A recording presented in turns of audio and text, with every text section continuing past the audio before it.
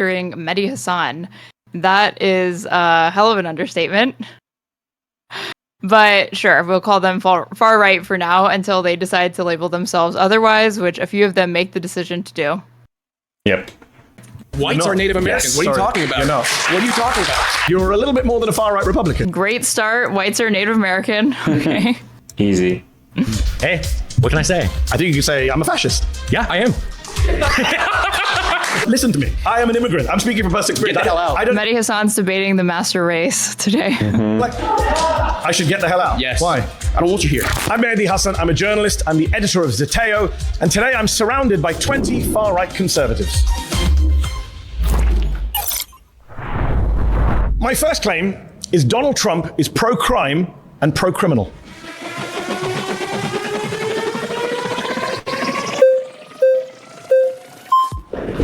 I hate this format so much. I don't understand why they have them like all rushed to the thing. They should just do some other way of selecting it, because then it just like they'll have all of these people, but it ends up being just like the same people that cycle through it. Every single time there's like a bunch of people who never go up. There's one dude who runs up like every time. Nice to meet you. Nice to meet you. I'm Mehdi. I would just like to ask, what makes someone pro-crime versus, anti-crime? I think when you're soft on criminals, when you let criminals out of prison, when you pardon people who've assaulted police officers, you're pro-criminal. Donald Trump pardoned almost 1,600 people who were involved in January the 6th. I think 600 of them had been charged with assaulting a police officer or obstructing a police officer. 170 had pled guilty to assaulting a police officer. 70 had pled guilty to assault with a deadly weapon. J.D. Vance said, we're not going to pardon the violent criminals from January 6th. Donald Trump pardoned all of them. Are you okay with that? I would say January 6th is a very special case. I would say it's almost like There's nuances and complexities here.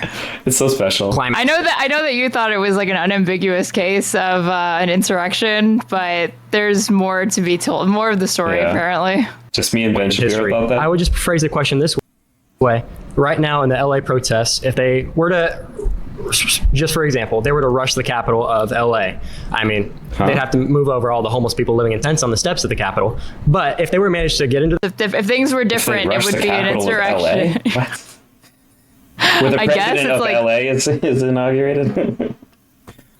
the Capitol, and they were just I know, this is like a stupid. You could argue this with anything. Like if there was like a protest that had Antifa, it's like, oh, but if Antifa did this at the Capitol, you'd be saying it was a fucking insurrection. It's like, well, yeah, because then at that point it would be an insurrection by definition. Testing, peacefully. Let's say police officers were rushing them in. They were letting them in and saying, hey, you guys can go in. Like we have many testimonies that say. What about the violent ones, though? Okay, violent ones like like a man named David Dempsey, a judge, a Reagan-appointed judge, sentenced him to 20 years in prison. This is why I love stomped on police officers' heads. The judge said his conduct was exceptionally egregious. He attacked police officers with flagpoles and pepper spray. Wait, say they fact check claims that are true. Which is weird. You'd think that they would only do it for a claim that's like contentious or whatever, but they'll pull it up when to verify what they're saying. I think David Dempsey nice, yeah. Well, I don't like when they're sometimes like they don't do it for somebody that's like getting away with the pretty. Really, it just seems very selective. David Dempsey was sentenced to 20 years in prison for 2 felony counts of assaulting, resisting, or impeding officers with a deadly or dangerous weapon. Judge said his conduct was exceptionally egregious. He attacked police officers with flagpoles and pepper spray. Donald Trump pardoned him. There's a man named Daniel Rodriguez. He got 12 years in prison for taking a stun gun and tasing a police officer in the neck and giving him a heart attack. The judge said he was a one-man army of hate. Donald Trump pardoned him. Does that not make Trump pro-criminal? He's letting violent criminals out of prison. I would say no, it doesn't make him pro-criminal. You're okay with that? I did not say that. I said that one pardon against somebody. It was 1,600 pardons. 600 of those were people charged one with... example that you just gave me. I can give you more. Should I keep going? Fine. And I'll say the exact same thing. Chaz considered an insurrection, then dispersed a week later. Yeah, it's like technically by some definitions, I'm sure it's an insurrection. Pisco has said before he thinks it's like an insurrection or whatever. It's like Chaz is like a fucking picnic. Chaz was a fucking LARP. So sure, by like the letter of the law, it qualifies as a fucking insurrection, but like I wouldn't fight too much on it. I'd like grant it, but these are not even crimes are not always to scale just because they technically fall into the same category. So even if I can I'll grant Chaz as an insurrection, it's not nearly anywhere as severe as an assault on the Capitol to overturn the election. single then time. your argument will fall apart because it's not just one example if I keep going. Go for it then. Okay, Shane Jenkins got 7 years in prison for 9 criminal offenses, attacking police with a deadly weapon, destroying government property. How do Trump pardoned pardons him. that probably shouldn't have happened turn into pro-crime? So you've agreed that they shouldn't have been pardoned? Sure, but that wasn't your claim. Was January 6th? Your claim was Trump is pro-crime. Yeah, because he pardons criminals. Okay, I would say that's a fault. Let's talk about non-January 6 people. Okay. He's pardoned people like Paul Walsh. He just got rolled. He didn't even I don't even know what he was going to attempt to argue against. Recently. With that guy who took a stun gun to a fucking cop's neck and he had a heart attack. He's like, well, that's just one example. He's like, well, yeah. I spent a lot of time memorizing a lot. Do you want me to recite some? This is what I love about Mehdi Hasan. It's like he kind of ropes people in because so many people will say things, but he always brings the facts. He always backs it up. He always has it memorized. He's ready to go. From his own employees, was sentenced to tax crimes, had to pay back $4 million. Trump pardoned him. He bought himself a $2 million yacht. Why is he pardoning criminals like that? Well, I don't know. I don't think you should. I don't think really presidential pardon should be a thing at all. But I don't think that. All right, pause. That means something. You've been voted out by the majority. Please return to your seat. Thanks. Wow. Such a strong showing too. Surprised. How's it going? Hey, how's it going, Mehdi? What is it? Mehdi. You're from northern UK, I guess? I'm from London, North London. Okay, fair enough. What's your ethnic Why does background? this guy look so sweaty? My parents are from India. Okay, perfect. What? Just getting premise here. First of all, I want to say Premise that, of Donald Trump being pro-crime. No. I want to concern myself with why you care His ethnicity is very relevant to the question of whether or not Donald Trump is pro-crime. about what's happening in the U.S. first and foremost. Secondly, I want to say this: with the argument, should people who live in the U.S. not care about? Let's not interrupt each other because I have this thing like people Oh know my I have God. this thing. I have to stay calm. Okay, so here's the thing: I am happy that he released J6. In fact, Big so much divorced so that energy. I was prepared to protest if he didn't. Okay. So when you say, "Are you okay that he's pro-crime?" Sure, because you know what? We're changing the definition of what crime is. First and You don't foremost. think stomping on police officers' heads is a crime? I don't think it's no longer a relevant It's a victimless conversation crime. anymore. You're Really? arguing. No, it's not because you know what? Okay, have you seen the U.S. in the last 4 A light felony. years? Yes, I've BLM lived protests. there for a Have you while. seen? Some light treason. I myself have been involved in these protests. I've seen egregious things that you couldn't even imagine. So we have no Being done to rules then? conservatives. I've done It's not things you about can't that. It's imagine. about tribal war. I know. Just killing a cop is I don't know where nothing. you're at in the UK. You're from India, so I don't really. I'm not from India. Oh, you sorry. Your parents are from India, so I'm an American you have citizen. your own stakes. I'm an American, you know. You're an American citizen. Yes. Okay, fair enough. I don't know how Yes. you got that, but fair enough. Here's the thing. Are you an American citizen? Absolutely. Okay. But here's the Not thing. sure how you got that. Okay. Born here. Okay. Born here, and my family lineage is settlers from the 1500s, so I have some stake in the claim here. Okay. But My lineage is people who literally came as immigrants. Uh-huh.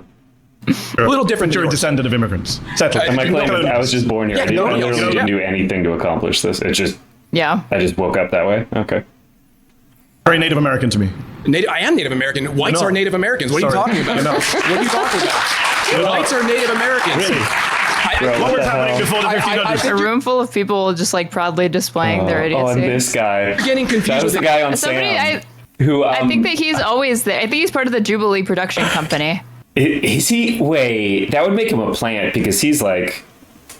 He's the Yeah, guy he always who was just like argues stupid like conservative points or whatever. He Or maybe thought that, Jubilee is just very conservative. He thought that federal agencies paid federal taxes. He was that guy. Oh yeah, I remember this. Like Drew the ass IRS argument. pays Drew. taxes to the IRS or something. I just have I have Mace in my chat saying Drew's argument. I don't know, you probably didn't see it. I debated Drew Pavlu with Pisco and he was arguing that like white people are indigenous to Europe and like white people are indigenous to America because they've been here for so long. But it's not what it means to be indigenous. It's like a few hundred years as indigenous.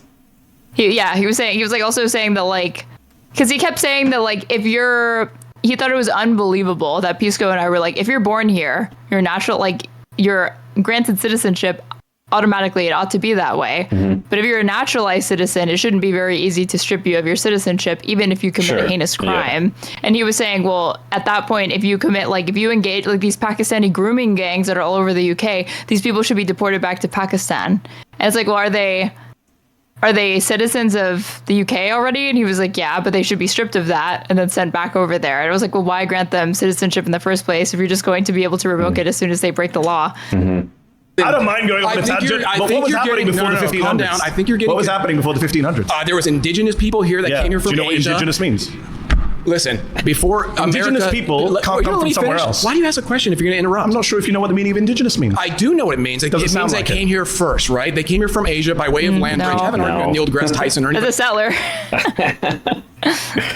Else about that, I don't care. Is he in America? I genuinely don't care. Yes, he is. Okay, just checking. My point is, okay? Nothing to do with crime. So far, you've agreed with me that these people are Because you're derailing, dude. I'm trying to stay on track. He almost ruined it by coming out hot and throwing shots at him being a paid actor. Wait, me? That guy who works... I'm pretty sure that guy who Socrates was saying made the case to Sam that, like, he didn't understand, like, that federal agencies don't pay taxes or whatever. I'm pretty sure he's part... Like, he gets thrown in there when they can't find enough people, because I've seen him on multiple episodes. Don't ask me where I'm from. I think you derailed this conversation from the get-go. By that, but I'm... Oh, the debate with Drew. Okay, yeah, for sure. It was just a joke. I'm not offended. I'm just wondering what it has to do with crime. I'm always curious. We're going to talk about immigration. Don't worry. Later on, you can come back. I hope so. Right now, you're doing a very bad job of making the case that he's not pro-crime. I just got a round of applause. I could probably get another one actually if I asked for it. Wow. So I don't think I'm doing it bad. Is this how you get rounds of applause? You sit in a room with 20 people who agree with you. Wow, amazing. Amazing. That must make you feel good. You know what? I'm actually 20 people who agree with you applauded you. Outraged right now. This is great. I love it. Do I have to say anything at this point, or are you just going to keep going? Please. Make your claim. Well, my claim is that I don't care if it's pro-crime. You want to go back to the topic of conversation? He's pro-crime. But I have a question for you, though. So we're just conceding the entire point. This is what ends up happening with this format, is that they have their claims, like Donald Trump is pro-crime and pro-criminal, but these people are just so desperate to talk that they come up and they concede it so they can move on to something else, or they just don't even engage, really. They engage with something that's like tangentially related to whatever they wanted to bring up. Do you care on the opposite side of the spectrum? Yes. Do you care about law being administered to the opposite side of the spectrum? I think anyone who assaults a police officer shouldn't be pardoned. I think that Donald Trump shouldn't have pardoned 9 Republican members of Congress who were convicted of crimes, and I don't think Joe Biden should commit. I don't think Democrats should pardon Democrats. Fair, but I don't think you understand where we are in the U.S. then. I think I do. No, because you're arguing from the position of like a U.S. that doesn't exist anymore. Okay. We're headed towards nihilism. No laws, nothing matters. It's not about nihilism. It's not about that. It's that conservatives for too long have been playing it safe. They've been playing by the law. They've been playing by the law. Yes, they have. Maybe you missed the Bush presidency. Suppressed race. Conservatives are so concerned. Conservatives are so concerned. Gamers are indigenous. Let's be respectful to you. Let me finish. I'm not sure you've been that respectful, but okay. I'm trying to bring it back, so let's both bring it back. Okay. I'm conservative. Okay. Really? Let me tell you this. We do play it. See, secret's out. This dude is far right. If we've been playing it by the book for too long, at this point, gloves are off. Right? The left has made their point. They're willing to do. The police force in Washington, the left. Yes. Are you kidding me? The left? Are you insane? Police officers. Look at LA right here. You think those stand down? You think the LAPD are a bunch of liberal Marxists? No, but I think they listen to liberal Marxists who tell them what to do. Okay. I think they listen to who signs their paychecks at the end of the day. Can I just check, because you're doing lots of little diversions. We both agree Donald Trump's pro-crime. You're just fine with it. No, I don't. That's what you said so far for about 5 minutes. I don't agree with your definition. What's your definition of crime? It doesn't matter. Stomping on a police officer's head is not a crime. That's your definition of crime as the Native American. I am Native American. If you say so. So, going back to the topic at hand, we have different definitions of crime because you're talking about it.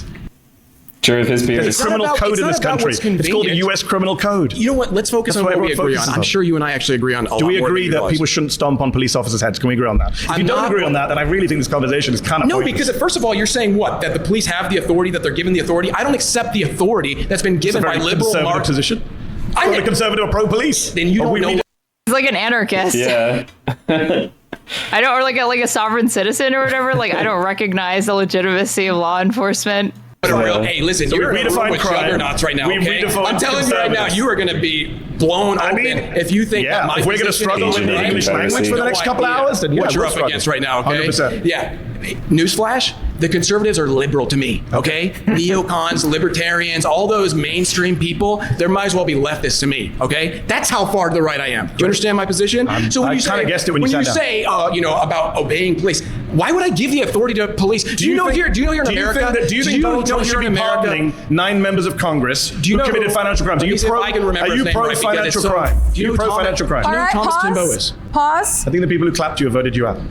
Ooh. A little bit annoyed with this sort of framing of like, oh, so you oppose this, then you're pro that. It's a little bit of that tweet that's like, so you like waffles, does that mean you hate pancakes? Mm-hmm. But these people are so insufferable and so unserious that I think you really should just bulldoze them and do whatever you can to just fucking shut down their point. There's no point. Yeah. They're not going to engage in bad faith, make them cry. Voted out by majority. Nice to meet you. Oh, the older guy. So hell yeah. He doesn't. So that previous guy doesn't recognize the legitimacy of law enforcement. He doesn't recognize the federal government. But like a passive little bitch, when he's voted out, he goes back to his chair. Shouldn't he stand his ground and say that they don't know what they're doing? He recognizes the authority of Jubilee, though. Yeah, the Jubilee Council. Possible, but the truth is your claim is completely bad faith. You do not care about being anti-crime. You yourself are pro-crime. Your side is pro-crime because you're a progressive. How am I pro-crime? So I'll give you an example, right? So your side... If I just define progressive as pro-crime, then by definition you are pro-crime. I'm really smart. Yeah, we love crimes. I can't believe for once I'm actually turning down the speed, Whoa. but they are yapping a little bit fast. Donald Trump has passed a series of laws in California. Let's go with California. It's where we are right now. It's where I'm from. I don't know. Are you from California? No. Okay. So in California, for example, the state legislature, completely progressive, just passed a law that limits sex offender registration to 10 years. It was life before. It has a tier-based sex offender registry. Those who commit misdemeanors have to register for a minimum of 10 years, while those who commit more serious sex crimes have to register for 20 years to life. So he just gave the impression that like there is no scaling on this registration. It seems like they only, again, misdemeanors, there's a cap. And then for anybody who engages in more serious criminality, then it's 20 years minimum to life. And it's probably like this is the same guy who probably will go online and complain like, oh, if you pee in public, you could get put on the sex offender register, which is true. Yeah. And it's like that. Maybe that should be sealed after 10 years. You literally just like peed in public somewhere. In California, which is progressives again, has passed a law that says the voter-induced three-strike law is no longer absolute. If someone Okay. He says the voter three-strike law is no longer absolute, but the fact check says California voters changed the state's three-strike rule in 2012, so the mandatory 25 to life sentence was only imposed on serious or violent offenders. In 2021, the legislature ordered a mandatory resentencing for those with certain enhanced sentences. Yeah, so the voters changed it. Okay. Yeah. The law sounds that illegal. Says the voter-induced three-strike law is no longer absolute. If someone murders someone, stabs someone on 3 separate occasions, a judge now does not have to give them life. That's a progressive law. That's that's a progressive law. Okay, he's talking about like these violations. low, I was about to say low probability events, highly violent crimes. When in reality, he's not looking at the flip side of this, which is that those 3 strike laws, like if you had been caught stealing 3 times, you had mandatory minimums of like a decade plus for a relatively like a very petty crime. But wait. So he's like going to the most extreme examples, even though when you look at how those laws actually majority end up affecting people that are in and out of the criminal justice system or the legal system more accurately, it's not murderers.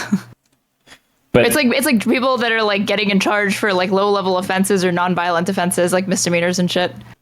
But they don't think January 6th was violent, so maybe they don't think stabbing somebody is a violent crime.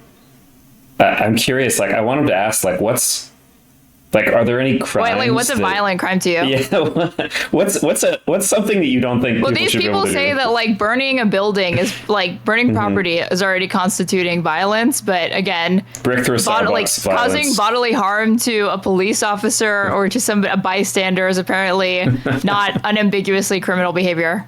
It's not. That is pro-crime. You support that, don't nuanced. you? I actually don't support sex offenders coming off a list. I think they should be on for life. Okay, so you disagree with progressives. So hold on.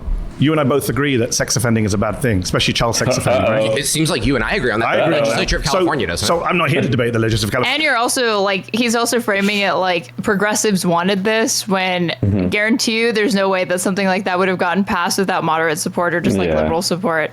I'm here to debate Donald Trump being pro-crime, and I'm saying that Donald Trump was friends with Ghislaine Maxwell. When Ghislaine Maxwell, who's the worst child sex trafficker of our lifetime, she's serving over 20 years. Do you know Ghislaine Maxwell? Yeah, she's actually not. Jeffrey Epstein's the worst sex trafficker. I was going to say, no, actually, Jeffrey Epstein is his best friend, not Ghislaine. No, the one who did this? Jeffrey Epstein, who, again, Trump is like covering for right now, telling the media to stop talking about it, threatening to sue the Wall Street Journal for reporting on like alleged correspondence that he had between him and Epstein that they say is real. They didn't post photos of it, but if he's suing them, he's saying it's like misrepresented them. They've been misrepresented or that they're fabricated entirely. He said that he had never drawn.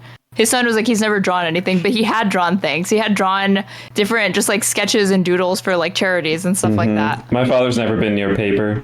This is only a day old and it's already aged poorly. Jeffrey Epstein, before he died, did an interview with Michael Wolff. He's on tape. I don't know if you've heard the tape. He says, my closest friend was Donald Trump. I was his closest friend. Elon Musk, I'm not sure if you've heard of him. He tweeted recently that Donald Trump's name is in the Epstein files. And Ghislaine Maxwell, who was the right-hand woman of Jeffrey Epstein, when she was on trial for child sex offending, which you and I are opposed to, Donald Trump stood up and said, good luck to her. I wish her well. So yeah, that makes him pro-crime and pro-criminal. Considered pardoning her. But his administration, in the first term of his administration, convinced him not to, according to Michael Wolff. He still might, right? He's flirted with the idea, but I think given all the turmoil that has been ushered in, because he will not stop drawing attention to this by saying it's by telling people to stop thinking about it, that I don't know that he could.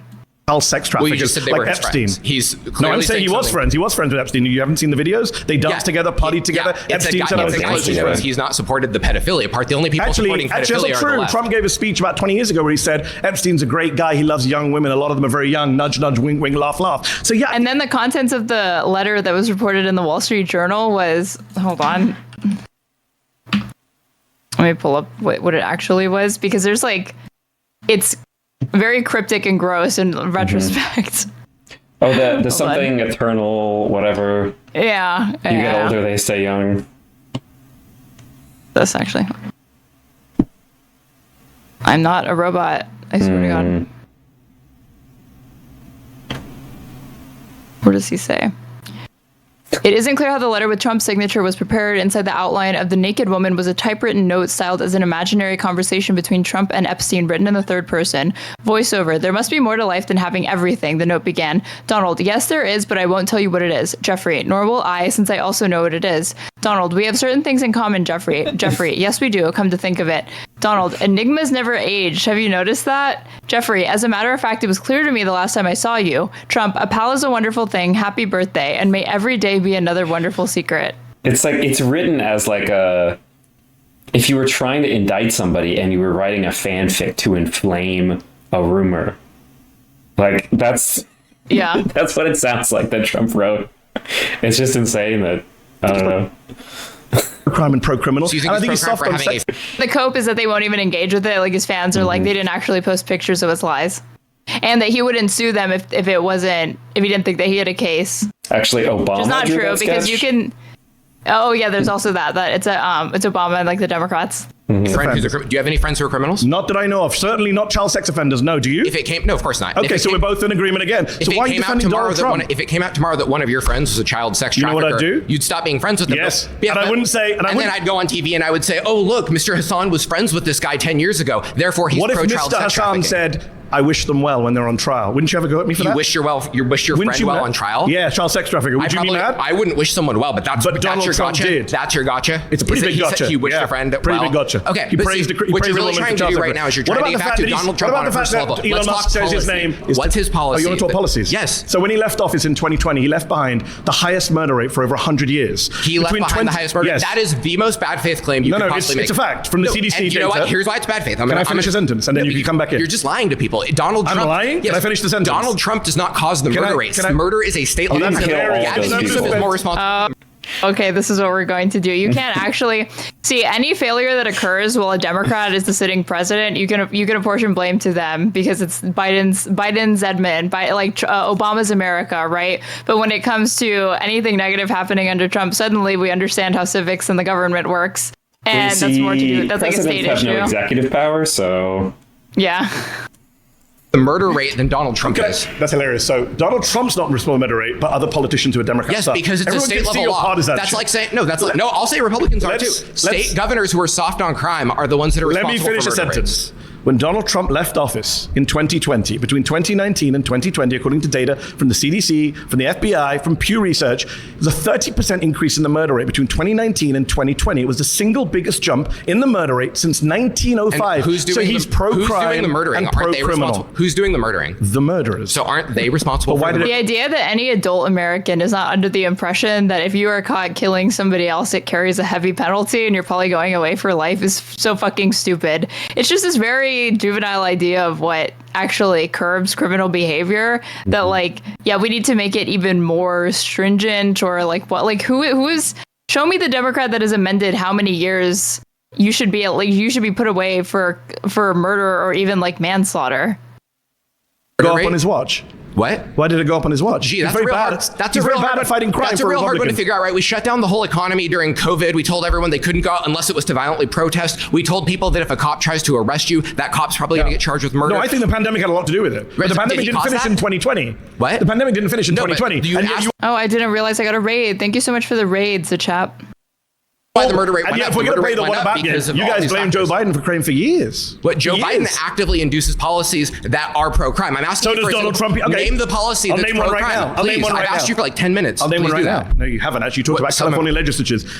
He pardoned violent criminals who then went on to commit other crimes. You don't think releasing violent crimes into the community? Pardon's a one-time thing. What's his policy? That's still a policy that you enacted. Just because it happens one time, that doesn't mean it's not a policy. What else would you call it? Sure. So the murder, an executive action or whatever. But Trump had nothing to do with him murdering another person after he let him go, and then that murdered another person. That has nothing to do with Trump.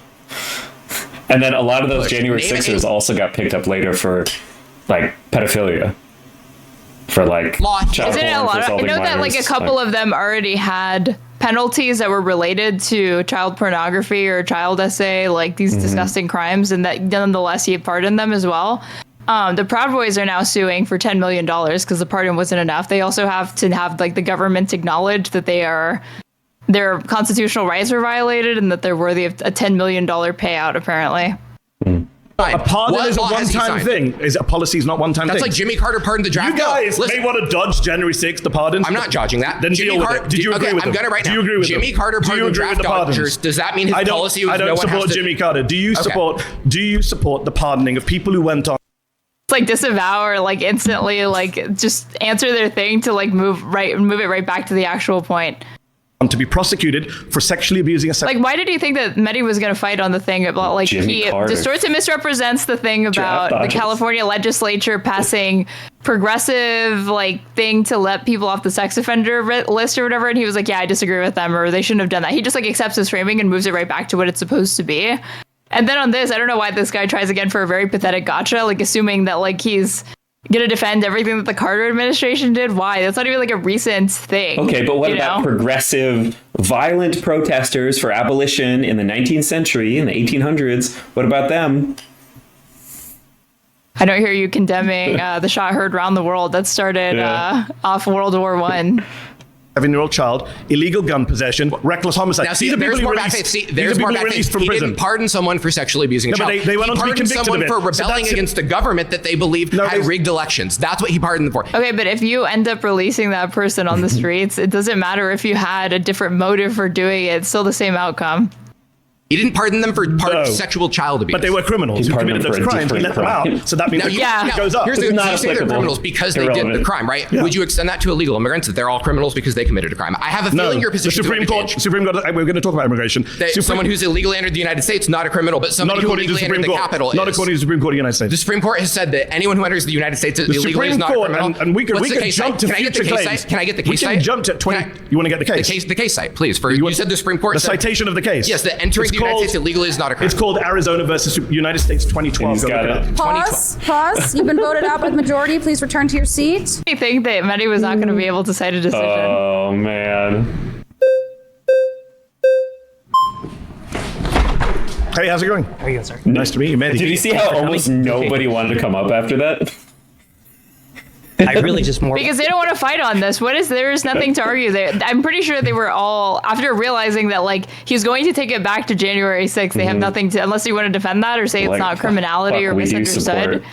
Violence. I want to get an understanding. When you say pro-criminal, what do you mean? I mean that when confronted with people who've committed criminal acts, Donald Trump has been either soft on them, friendly with them, pardoned them, and of course, let's not forget, I mean, we've got 5 minutes left, I'm surprised it hasn't come up earlier, he's a convicted criminal himself sitting in the White House. Okay, I want to make sure I understand you correctly, because I don't want to straw man you. No, you're saying I appreciate that. Every time that he's been confronted... Not every time. Most times. Words every time. Most times. A lot of the time. A lot of the times. Yes. He's leaned towards criminal activity. I didn't say criminal activity. He has committed crimes. He's been indicted, 88 different criminal offenses. Fun fact, they pre-select the order of when speakers go up. The run to the chair is all theater. This is from Mason, aka One Hand Politics, who's participated in these. Okay, then that makes it... Why even do this, the theatrics of showing that? I think it looks so stupid. I've never understood why they do that. And For as many participants, again, they just kind of cycle through the same people. I guess most people that they get on just like suck, or they don't really have like a good vetting process, but that's weird. Or they get, they get some butterflies. I get it. For the spectacle of the video. Different grand juries. He was convicted himself on 34 different criminal offenses by a jury of his peers. But let's park that for a moment. Okay. Separate to his own crimes, when confronted with the crimes of others, or the alleged crimes of others, for example, a Chinese crypto billionaire called Justin Sun, who was being investigated for market manipulation, Trump dropped the case, invited him to the golf course, invited him to the White House, plenty of examples, and the guy invested $70 million in Trump's cryptocurrency. So what I want to ask you this. That's pro-crime in my view. Is it possible, because remember, the burden of proof's on you, right? You have to prove. Is it possible that all these things that he's done that supposedly make him pro-crime? I mean, it is on him because he is the one making the affirmative claim. He just cited but he has so much evidence on his side. They all know what he's talking about with respect to the January 6th indictments and then subsequent pardons, that now it's back on you to prove how that's somehow not an example of criminality that's being given a pass for partisan reasons, or that somehow doesn't constitute criminality whatsoever, or that it is, but it's justified. The closest thing that you can make is you have to concede that it's crime, but it's justified crime or a justified act of rebellion. Crime. Yeah. There's another. But I think they know better than to try to argue election malfeasance with Mehdi. For the doing it, there's other justification. For example, let me give you an example, and then you can rebut it. The J6. Yes. Is it possible that he could have done this to unite the country, to move past, to go to a new chapter? If it's even possible, I think you would. We just let every criminal out ever then to unite the country. There were all these people that were clamoring for, these violent criminals to be released. You can make that argument with literally any criminal that you pardon. Have to admit, like some sort of like national forgiveness type narrative. These are people who support him in the most divisive way possible. So it just doesn't make any sense to say to heal the nation or whatever. If you would pardon your enemies, you wouldn't pardon your people who followed you down a conspiracy route. That doesn't make any fucking sense. Trump is trying to unite the country through division. Another possibility, therefore he's not pro-crime, at least in possibility. So let me agree and disagree. Yep, okay. So I agree with you that the intent could be different. I don't think Donald Trump was sitting there saying, how can I increase the level of murders? Let me release some murderers. Right. I'm not saying he did that January 6th. I don't think he was trying to unite the country. That's where we disagree. That's bullshit. In fact, he divided the country further. But intent doesn't really matter to my claim. If he's releasing violent criminals, it doesn't matter. Doesn't matter? No, he's pro-crime and pro-criminal. No, but that's a big indictment to say pro-crime. That means he's not only driven by. Well, he is, because for example, I gave an example. No. It could be possible. Okay, sorry, forgive me. Your friend earlier. Not even getting into the fact that Donald Trump himself is a convicted, is a convicted felon. He's like totally sidestepping that, and he's just going for his actions. Your ally said, where has he done stuff that's increased the crime? I'm telling you, people have been pardoned who have been convicted on multiple other crimes. These people who we pardoned had previous criminal records. They were not just some folks chilling around and go, we're against the takeover of our country, we're opposed to rebellion. A lot of these people were already hardened criminals, militia members. He looked at those people and said, you know what? They've been convicted in many cases by Republican judges, but I'm going to let them out. Yeah, that makes you pro-criminal. Is it possible? And if Joe Biden had done it, you'd be attacking him. Sure. Is it possible that their conviction was part of a plea? It's like, oh shit, I can't get out of this, so I got to take a plea deal. Some of them, maybe. Mehdi should have forced him to answer. If Joe Biden had pardoned a bunch of Black Lives Matter rioters, would you say that is that's like the country coming together, that's unity, or that's not excusing criminality? I'm being abandoned.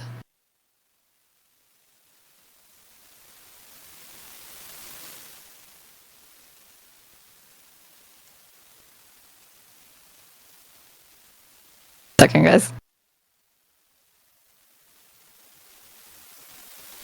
And tell him he's off screen. A lot of them, maybe? Others we saw with our own lying eyes on tape, battering police officers. So I want to eventually... Oh, wait. All good? Yeah, I was just taking a call. Okay. You watched maybe it's like, oh shit. If Biden had done it, you'd be attacking him. Sure. But yeah, he should have really hammered in on that, get him to agree that if Biden did this, there's absolutely no way he would give it a pass, demonstrating he's a hypocrite, or if he would, why? Is it possible that their conviction was part of a plea? It's like, oh shit, I can't get out of this, so I got to take a plea deal. Some of them, maybe. A lot of them, maybe? Others we saw with our own lying eyes on tape, battering police officers. Does that make sense? Did you watch live on January 6th? they could have taken a plea for a pardon. Like you take a plea deal with the Justice Department or whatever in exchange for giving information. You don't get a plea. You don't get a pardon from the president as part of a plea deal. Is that a thing? I'm not aware. I don't know. My understanding is that it's completely unilateral and it doesn't factor in the like. Yeah. And it's not about amending your sentence because you can commute sentences, but it's different than saying we're going to relitigate it or like interfere to the point that you offered pleas. I don't even think you can interfere that way. I think either you pardon them or you leave it alone. Yeah. Because then at that point you just have to defer to the judgment that was ruled in their case. To be completely honest, I'm pretty novice on this. Okay. I'm more trying to target. You're saying he's pro-crime, and in my head, I'm just thinking this logically. Let me finish. If I can finish 1 second. If thinking this, there's a possibility that he might have had other reasons. For example, unifying the country. Yep. Next chapter, right? That could be the reason. Therefore, it's not pro-crime. There was other reasons. I'm just saying that's a possibility. And if that's a possibility, so the only thing you can argue on is the intention. The intention was noble. It was not to actually unleash more criminality onto the streets. Even though it's irrelevant to Mehdi's argument, because in effect, it's the same policy. Mm-hmm. Maybe he had some other reason, like you can't know 100% why he let all these criminals go. Maybe he had a vision from Jesus. And then from there, you have to answer if you think that that's righteous to begin with. Do you think that that's even like a correct assessment that they're not really criminals? Yeah, and then just this idea that it's like, we'll unify the country by people who took divisive political partisan action and attacks our nation, and let's have them not have any accountability when he's the person that stoked them to do that and he's now in power. Like the opposite, letting them be in jail or giving them harsher sentences would be unifying the nation, because he's saying, right, oh, the people who followed me to do something that was wrong, I see that was wrong and these people shouldn't do that, and that would be unifying the nation. Knowingly releasing violent criminals out into the community, pardoning, not just releasing, then yes, you are being pro-criminal. And I've interviewed police officers. I don't know about that case. I've interviewed police officers who have been assaulted, beaten, had to retire from the police office, broken bones. Can I move really quick? I'll finish very quickly. No. I've interviewed these police officers. They've been beaten by people who they've then seen walk off the streets and then carry on threatening them. Yes, when Donald Trump is responsible for that, you're definitely pro-crime. Okay, I doubt a lot of the sources, but you doubt police officers who testified to being assaulted. You've been voted out by the majority. Please return to your seat. Thanks.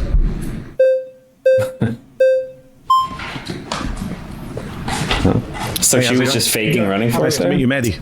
Yep. Shame. So you claim that your main claim is that Trump pardoned some people from January 6th. By the way, I was there. I saw it all firsthand. About a football field away. There's smoke in my eyes. One of these guys. Bloodied. It was a crazy day. Were you convicted? He was about to say it was a great day. I didn't enter the building. Stay very peaceful. But your entire claim is that he pardoned. That's not my entire claim. That's basically you keep bringing it up. All you do is bring it up. Okay, I'll mention some other people. Let me say this. Are you okay with his pardoning of Paul Wolchak, who stole money from his employees? You keep talking about 9 former members of Congress. That's my claim. He keeps pardoning criminals. That makes him. You know who else pardoned a big criminal? Go on. Hunter Biden was pardoned by his father. He did crack cocaine. So all he used to do is say you shouldn't have done it. Yeah. Had hookers there too. I'm with you all. But then why don't you claim that Biden? Why don't you claim that Biden? I think Joe Biden in that instance was pro-crime. He shouldn't have done it. Well, he so shouldn't have done it. Overall pro-crime. I don't care about the Hunter Biden pardon really that much. The only thing that to me is wrong is he had actually engaged in tax criminality or something like that, but then he paid it back only after he was caught on it or something like that. I do think that it was clearly politically motivated. Mm-hmm. Just because he did that. No, but Joe Biden didn't just. So if it was just a pardon, then you'd be fine. But I already mentioned there's also the fact that Joe Biden wasn't actually a convicted criminal in office. Trump has committed crimes. Trump hangs around with criminals. He spent much of the 80s hanging around with the New York mob. He hung around with Jeffrey Epstein and Ghislaine Maxwell. According to the Fear City documentary and other reports, Trump worked with the mafia on certain construction jobs that involved unions, supply and contracting companies that were under mob control. He's bragged about this openly, that he's worked with the mob. I thought it was a lie. I just thought he was trying to sound cool because, of course, to Trump and his Play-Doh brain, that is his idea of what is badass or whatever, but I guess it's true. Well, that's I can keep going. Jeffrey Epstein lived in West Palm Beach, the area, and that's the closest golf course you can go to. Do you think? And he's very, do you think rich, Donald Trump is in the Epstein so files? he paid. Do you think Donald Trump is in the Epstein files? As soon as Trump found out, do you think Donald Trump is? I was going to say, complete unforced error for this dumbass to bring up the Epstein files. Yeah, they weren't even talking about this. Let me explain this. Okay. He lived in the area in Mar-a-Lago, near Mar-a-Lago, so he bought, obviously, a ticket to go in there. Yep. As soon as Trump found out that Epstein had done all these bad things, immediate ban from Mar-a-Lago. Okay. Immediate ban from Mar-a-Lago. Yes, it is. That's not yes, true. it is, 100%. So, a book called The Grifters Club alleged Trump banned Epstein from Mar-a-Lago for hitting on another member's daughter. Recruited some of the girls that were abused from Mar-a-Lago. During a deposition, Virginia Jeffries said she was approached by Ghislaine Maxwell about giving messages to Epstein while working as a spa attendant at Mar-a-Lago. This is true. From Mar-a-Lago. That's pretty outrageous, right? Elon Musk tweeted that out in a fit of rage, okay? Do you sometimes really people tell the truth when they're angry. Do you really the truth comes out when people are angry sometimes. I noticed that somebody pointed out that the first fact check on that was an allegation. We might see that today. Kash Patel literally said that Elon Musk had no access to the Epstein files. So Kash Patel said there Epstein are no killed Epstein himself. files. Do you agree with that? Whatever he says goes then. Yeah, I don't care. You do? He knows more information than I do. A lot of MAGA people are upset. He knows more information than I do. Suddenly the government is trustworthy. Yeah. But here's the actual claim. Suddenly people are trying to vote you out because you said you agree with Kash Patel on Epstein. He knows more information than I do. Pause. That's time. Please return. That's always true of any government agency ever. That literally is an argument to never ever be skeptical of any intelligence agency, any State Department line, nothing that the government says, because they will always know more than you. Yeah, the CIA knows more than me, so I believe them. Must be truthful. Surrounded is now a podcast. Okay. Fantastic. How could you listen to this in your spare time? It's bizarre to me. Right. My next claim is that Donald Trump is defying the Constitution. This is less of like a claim and more of just a fact to a thing that you either accept or you don't. There's not even like wiggle room on this. The only thing you can do is say that it's fine. Nice to meet pleasure to meet you, sir. Mehdi, lovely to meet you. So I would say that with Trump being anti-Constitution, I don't really care, to be quite frankly. Okay. Because in regards... Yep. How else do you justify it? You're going to have to say that the Constitution sucks. I honestly think this is a lot of the reason why you see conservatives looking the other way or being indifferent towards the fact that he is currently not paying attention to any constitutional norms or procedures, because in a lot of ways they hate America, or they don't care about the things that they purport to care about at the very least. But I'm sure there's also, I don't really care about the Constitution, I'll be honest. I think that they're to the extent to which I feel it should be enforced is because if you're a politician, you're taking the oath to uphold that document. So that is kind of the standard that you use to judge. As far as you're asking me personally, ideologically, the Constitution is a very conservative document, and it has so many different veto points within it to stop things from changing and to make it so that ordinary people don't have access to the levels of power, any significant levers of power, that it's very convoluted. It's surprising that it ever worked at all past the first couple of decades that it was in use. And especially now when you see the amount of gridlock that exists or whatever, I don't think the founding fathers ever could have known that there was going to be this much polarization and it would become so dysfunctional. Well, they didn't have Twitter back then. And I also just don't even like the way that power is allocated. I don't even think that the Senate's not very democratic to me. These tiny ass states with no population, very, very small population. Sure, that was two that senators, was a concession. And California gets two. That was a concession to originally you couldn't even vote for them. Originally, the senators were just selected and chosen and represented you. Just wealthy landowners or whatever. Constitution is a document that should seek to serve us. Yes. And when it fails to seek to serve us, that can be amended. Laws can be changed. Well, and quite frankly, the fact is, we're defending things in this country that shouldn't be defended. The First Amendment should not defend pornography and making children and women be victimized. Making women and children be victimized as a result of that. I think things like blasphemy shouldn't be allowed per the First Amendment. Jesus I think Christ. that, quite frankly, there are a lot of legal processes that are enabling criminals and bad people to fully enact their will in this country in the name of the Constitution or following the Constitution. So, quite frankly, if Trump is anti-Constitution, good, and I think he should go further. But the Second Amendment is holy. This is wonderfully revealing of the modern conservative mindset, so I appreciate you spelling it out so openly. Just checking, do you support the Second Amendment? I do. Okay. Surprise, I was shocked. Yeah, no issues there. I'm saying that Donald Trump is defying the First Amendment, the Fourth Amendment, the Fifth Amendment, the 14th Amendment. He's thinking of defying the 12th and 22nd Amendments. You're saying you don't care about... There's absolutely no way this guy even knows what amendments those are. Like, yeah, but actually you do, because you quite like the Second Amendment. You just don't like the bits that you disagree with. Can I just speak clearly? Yeah, absolutely. Okay. I'm more than willing to amend it and include whenever it's in your favor. Yeah, absolutely. Okay. So Okay, to amend it, you would need to cooperate with Democrats, because the only way you can ever pass an amendment is literally getting both parties on board. It's impossible to not. There's like no, I don't think there's any, I mean... So like 2/3 majority of states or something? Yeah, I can't think of a time where there was like a majority that was like, maybe since FDR, where you had these like super majorities or whatever, but that's not happened in like 100 years, literally. Democrats do the same when they're in office. No, absolutely not. Because so you don't believe in democracy? No, I don't. Absolutely not. What do you believe in? Autocracy. By who? Honestly, quite frankly, anyone who is in line with Catholic teaching. Donald Trump is not Catholic. This is basically like kind of like Curtis Yarvin, like LARPing. Of course, he's not. I completely agree. So and that's you support part of the problem. Trump? You don't support Trump? No, I don't. They don't like the Pope. I wrote in like... I mean, there are more far-right people than Trump ideologically. That's not wrong. I think that to the average person, and even, of course, to the average Democrat, it's like, could it get further right than Trump? To me, the answer is obviously yes. It definitely can get further right than Trump. But he's so extreme that it's so insane to think that, like, he's still not far-right enough for you. Like John Pork or someone. I can't even remember. Why did you vote if you don't believe in democracy and you want autocracy? This Dorcas Fuentes guy? Is that true? He has the physiognomy of a Groiper. Yeah, I voted. I kind of voted just to. I came with this argument, but I'm bored of my own argument. I'm much more interested in this. So yeah, absolutely. How do we get to an autocracy? I think, quite frankly, that if we are able to enact local leaders, who is the we, by the way? I think, quite frankly, these far right conservatives sitting right around white people. Yeah. No, absolutely. So, well, actually, I have quite some of the people who don't make the cut from what I can see visually. Actually, hold on for a moment. I do think that there are people who happen to not be white who do actually have history in this country and have roots in this country. For instance, from the Mexican-American War, we subsumed a lot of territory of people who have far stakes in this country who happen to be Hispanic or what have you. I'm for defending the traditional demographics of this country, which is majority white. So and it should stay that way. How does the United States...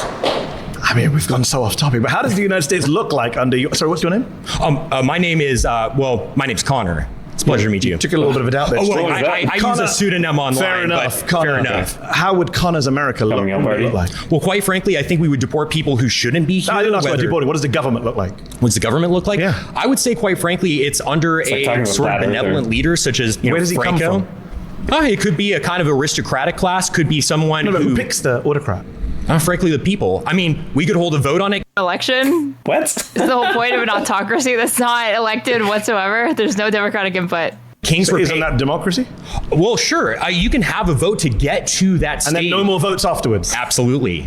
Wow. 100%. Wow. And if that autocrat kills you and your family, I'm feeling lucky approach to federal government. I'm not going to be a part of the group that he kills because that's the whole thing. How do you know? Autocrats tend to kill everyone, even their own supporters. Schmidt makes this point very well in his work. It's the friend-enemy distinction, right? You Carl liberals, Schmitt, the Nazi theoretician. Yeah, absolutely. I don't care. Are you a fan of the Nazis? I don't. I frankly don't care being called a Nazi. I didn't say that. I didn't actually say that. I said, "Are you a fan of the Nazis?" Well, they persecuted the church a little bit. I'm not a fan of that. But what about the persecution of the Jews? Well, I mean, I certainly don't support anyone's human dignity being assaulted. I'm a Catholic, but you don't condemn Nazi persecution of the Jews.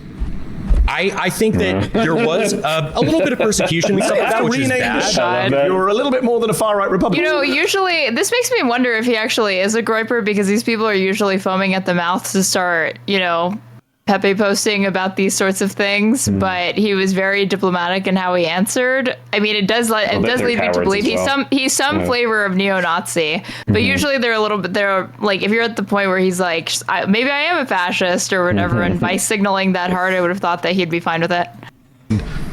Hey, what can I say? I think you can say I'm a fascist. Yeah, I am.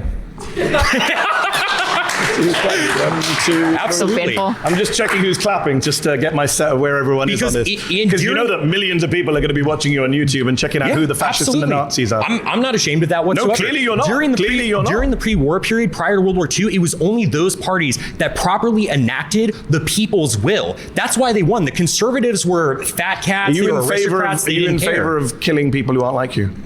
Quite frankly, I'm not. You mentioned Franco earlier. Franco killed a lot of innocent people. Oh, well, he killed communists. He killed people who raped nuns and killed priests. What about children who he killed and women who he killed? What are you talking about? He never killed any women or children. He was Catholic. He only killed combatants. Is that what you're claiming? Yeah, he only killed or executed 150,000 people. That includes members of the Catholic clergy who were deemed either liberal or loyal to the Spanish Republic. Kill combatants. Never killed any innocent people. The white terror was only punishing those people who did acts of terrorism. And again, are you supporting like raping innocent women? Nuns, dude. Killing priests? I mean, priests still brandish guns and kill people. You just refuse to condemn the Nazi Holocaust, my friend. I don't think you're in a position to ask anyone any questions. I quite frankly don't care what you think about me. If I'm a Nazi and being a Nazi, is mutual, so being a Nazi means upholding human dignity, because I even believe in your dignity. I don't. In a state that I was running, I wouldn't want to hurt you or anything like that. But quite frankly, I don't debate fascists. Okay. So do you concede then? I mean, why? Do I concede you're a fascist who won't condemn the Nazis? Yeah. Yes, I concede that. Like, that's the fact check? Lost children of Francoism. Were the children abducted from Republican parents who were either in jail or had been assassinated by nationalist troops during the Spanish Civil War in Francoist Spain, and later from random citizens or girls confined in the notorious Women's Protection Board. The kidnapped children were sometimes also victims of children trafficking and forced adoption. The number of stolen children are highly speculative because these children were not often registered upon birth, and even when they had been registered, archives were destroyed later. These figures may include children who became orphaned as a result of the Civil War, and therefore do not fall into the same category as children taken away from their parents by the regime after the war for political and social reasons. Okay, great. And then we could get into Hispanic eugenics, but I will not get us too far off track. Yeah, I mean, I think the point that needs to be made, because there are people like this who, you know, who will see this and be like, oh, cool, you know, maybe they align with me, whatever. Like, the fundamental issue, you know, you can be a fascist, you can want to have a white supremacist government, whatever, but it's like people like this are the example of why you actually just can't have these people in power and have a functional nation, because he contradicts himself when he talks about what kind of nation he wants to have. He says that the main thing he cares about is like Catholics being respected, but he obviously hates everything that the Pope, who is the head of the Catholics, stands for. He's just... Ideology is just like Twitter memes and 4chan shitposting. So he's never actually had to engage with the second and third order questions that naturally arise out of these things. So he's in the hot seat here and he's just falling apart. It's like, how have you not concocted a more diplomatic answer to your feelings on the Nazi Holocaust after you've openly said that you don't care if you're a fascist or whatever? I mean, what are we doing here? Because I mean, you just seem offended. What you're doing here, you just seem offended, to be quite frankly. Like, I'm offended by people who can't condemn the Nazis. Yes. Ooh, the idea that this guy is going to pull off the you triggered lib against Mehdi Hasan. You're so triggered. You don't like the Holocaust. Ooh. I am. Okay. Well, I condemn the evils that they did, but I don't really care about being. Yeah, sure. I don't care about being called a Nazi. Is the whole thing. I never called you a Nazi. I care you about called doing yourself the right a Nazi, thing. a fascist, and a General Franco supporter. Well, yeah, I am a General Franco supporter. He was awesome. He was so super cool, quite frankly. Because the whole and thing. you don't believe in democracy. I don't believe in Now democracy. this guy is saying, quite frankly, Mehdi Hasan's been saying it a lot. Now he's saying it. What are you doing here at a televised debate? This is democracy. Not what a debate and disagreement. Because it is the means to support an end. The reason we have free speech now is because we want to be openly talking about our opinions so we can get the state that we want. But it doesn't mean upholding free speech after we win. He's just saying it all out loud. I was going to say, this is the part that you're supposed to keep to yourself, the whole, that you understand how the paradox of tolerance works. Trigger happy there. The thing about this fascist moment we're in is that you guys are so open about it. The whole reason I mentioned I mentioned Carl Schmitt earlier, and you kind of blew past him, is the friend-enemy distinction. Even liberals, when they take power, they want to enact policies and they want to crucify this idiot for giving the game away. What the fuck? I mean, he would already crucify him for being a dork and looking like this and showing up and obviously people are going to assume he's aligned with the Groypers. Enact protections for their people and their ideas, and they're willing to punish their. I'll never find it, but there's a Fuentes clip where he's like, "Look, if." like the uglies need to stay home. You do not need to be representing the gripers. Like if it's just a bunch of like fat fucking R words coming out, and he's like, even if it's just a few of them, then we're all gonna look like fat fucking R words. So just stay home and let like the uglies just need to stay home, and just let the people that are more conventionally attractive get pushed to the front to represent this movement. Enemy. And so I'm the same way. I'm like, hey, if you're going to punish me, I'm going to get in power and I'm going to... Yeah, if you're a eugenicist, you shouldn't take that so personally. You should understand that, like, you might not have been the winner of the genetic lottery. Frankly, punish you when you try to leverage power against me. Just that simple. I'm not sure what There's nothing else to say. Yeah. Hey, it is what it is. All right. It is what it is. Pause. You've been voted out by the majority. Please return to your seats. It's a pleasure to meet you. Wait, voted. I can't say the same, but thank you.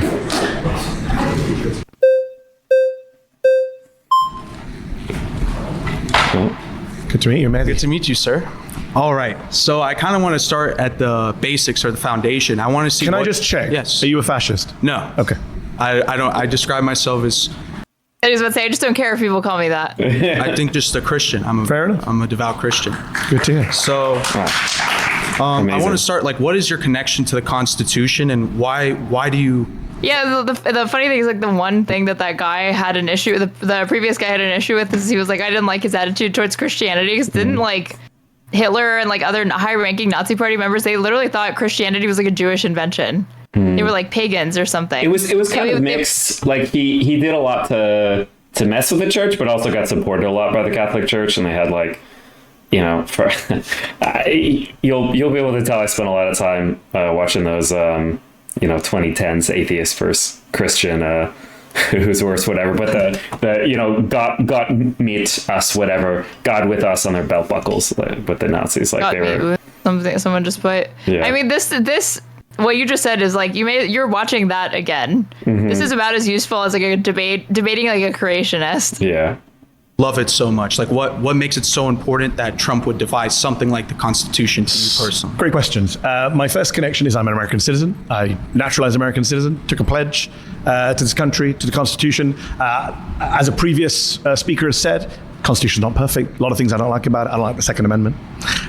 There's a various amendment. I don't like the way this... Cringe from Mehdi. I'm cringing at Mehdi saying he doesn't like the Second Amendment. You're cringing at this guy's like obstinance. I'm honestly impressed. Set up. I'm sure there's things you don't like about the Constitution. The difference is, I don't think you can just illegally defy the Constitution. I think each and every one of us can make up whatever we want. Certainly presidents. I also feel like, even though I don't like the Constitution or whatever, I don't think that's like, again, if you're entering into public office, you are entering into the agreement that you're going to uphold the Constitution, and that means you should not be using illegal means. Like, you can use unorthodox means or attempt to like work within like the outer limits of the Constitution, but that still falls with their like maybe a legal argument to do so. I don't think you can just like flagrantly ignore the Constitution. I mean, it's the same way where, this guy who's like, oh, what's the main thing about you? Oh, the main thing about me is I'm a Christian. Okay, cool. Do you think we should do what Jesus said that we should do? Like, caring for the poor and, foreigners on our land. No, I don't like that guy. He's a leftist. He's a progressive. To preserve, protect, defend the Constitution. And now when he's asked on television, isn't it your job to uphold the Constitution? He said on NBC, I don't know, which goes against his oath. President Trump was asked by NBC if everyone, including those in the country illegally, is entitled to due process under the Fifth Amendment. Trump responded, I don't know. I don't know. I'm identifying specific amendments where he is violating. He's only 6 months into his presidency. He's only the president. The First Amendment, the Fourth Amendment, the Fifth Amendment, the 14th Amendment. He wants to defy the 22nd Amendment and be president for a third term. This is the problem we have right now. Free speech is under assault. The free press is under assault. Due process is under assault. The right to be in your home and not be invaded by federal agents, the Fourth Amendment, is under assault. So that for me is a problem. Okay. Well, I'd like to start to say I really don't find the Constitution that important. Maybe it's just me, but does this guy kind of look like evil Dylan Burns to you? Yeah, I guess I can see it. Just a little bit. I find he is like the opposite of Charlie Kirk situation, right? Where Charlie Kirk is like forehead out to here, and this guy has like none. Yeah, he has like very, very shrunken features. This guy, they are at the like borders of his face. And it was created pro-Russia Dylan. Yeah, this is Dylan if he supported the Kremlin. The country that subjugated your ancestors in India, and then your parents probably moved from India to Britain, and then you move here to tell us that we should listen to a piece of paper that you were never even connected to begin with. So I want to say, like, if I don't care about... Also, this idea that you're just going to reduce, like, the Constitution to a piece of paper or whatever. This is, like, about as edgy as, like, a criticism of money being like, so you're a slave to a thing that doesn't actually have any power? Dude, come on. Embarrassing. Why do you care about it so much? How do you run a country without any kind of laws or due process? And by the way, you do care about it, because without the First Amendment, you wouldn't be sitting here. Well, I agree with the First Amendment, and I think. So do you agree with Donald Trump's crackdown on the First Amendment? He's imprisoning people for their speech. He's threatening free speech media organizations. He's threatening peaceable assembly. These are all rights under the First Amendment. Why aren't you bothered by that as a conservative who claims to love the First Amendment? So I don't like the First Amendment. I like free speech. Okay, so the First Amendment is what guarantees free speech. I'm from the UK, by the way. I'm from the UK, which is a democracy. We don't have the First Amendment. No, that's one of the things I do like about the Constitution. I wish the UK did have a First Amendment. So people I'm a get journalist. arrested for praying outside abortion clinics and stuff like that, right? So you're opposed to people being arrested for speech crimes, I assume. Well, it depends what it is. If it's like the people... so you're like one of the previous speakers. You don't, as long as it's someone who agrees with you, you don't mind the crackdown. No, I support... Either we consistently support principles I support or we free don't. speech 100%. Okay. I don't think anyone... So do you think Donald Trump is defying the Constitution by cracking down on the First Amendment? So I think he's cracking down on free speech, like the deportation of Mahmoud Khalil, who was just released from prison by a judge saying his First Amendment rights were violated. And I agree with the judge, and I disagree with Trump deporting them. But I think that's more a matter of free speech and not the Constitution. I think that's pedantry at this moment. I think you've conceded that he is cracking down on free speech, which is the First Amendment. So he is defying the Constitution. So it's a pleasure to be... Like, the concept of freedom of speech obviously exists independent of and outside of a constitutional framework. But as far as, like, how relevant that is to this sort of discussion, given the premise that he's arguing against is Donald Trump is defying the Constitution, we are literally only interested in litigating the extent to which it's guaranteed in the Constitution, not, like, his personal philosophical understanding of it. And that's not really, like, negating the claim. That's like, okay, so you have your own idiosyncratic definition of what constitutes true free speech or the spirit of free speech in your view. But you are still conceding it at the end of the day that it is, but it's justified. Free speech is when Christians can do whatever they want. You've been voted out by the majority. Please return to your seat. Thank you very much.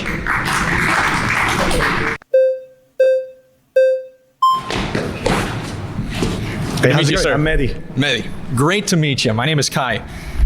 Do you, Mehdi, believe that the Constitution is important and good? Overall, yes. Do you believe that that Constitution can be eroded through democratic processes? What do you mean by eroded? The original intention of the Constitution being destroyed through a purely, democratic or legal process. Yeah, sure. Framing. Okay. I think if you're democratically amended... Actually, I don't agree with Mehdi on that. Of course, there can be times where, like, democratic bodies or whatever pass things that are found to be unconstitutional later. The process itself was democratic, but then it can be found by the Supreme Court that was not actually in conformity with the parameters set forth by the Constitution. Yeah, but I mean, this framing that it's like, whatever it started as, that was perfect, and it can only be degraded. Like, the point of the Constitution is that it can be amended, and that can be updated. Think more like life can change, so you need new amendments, or you could understand morally things that you didn't before, and so you could update it. But it's like his framing is just that it, like, stays the same or it gets degraded. It can't be upgraded or just, fit to, new circumstances. Right. That framing, I think, isn't really like a constitutionally sensible framing. Is he saying that, like, Jim Crow era segregation was, like, constitutionally sound? Obviously, we degraded the institution of slavery and then eventually destroyed it. It's too bad. Yeah. He almost has, like, this originalist perspective of it. It probably literally. But I don't, and maybe he does, but it just doesn't see. That's very counterintuitive given what else he believes.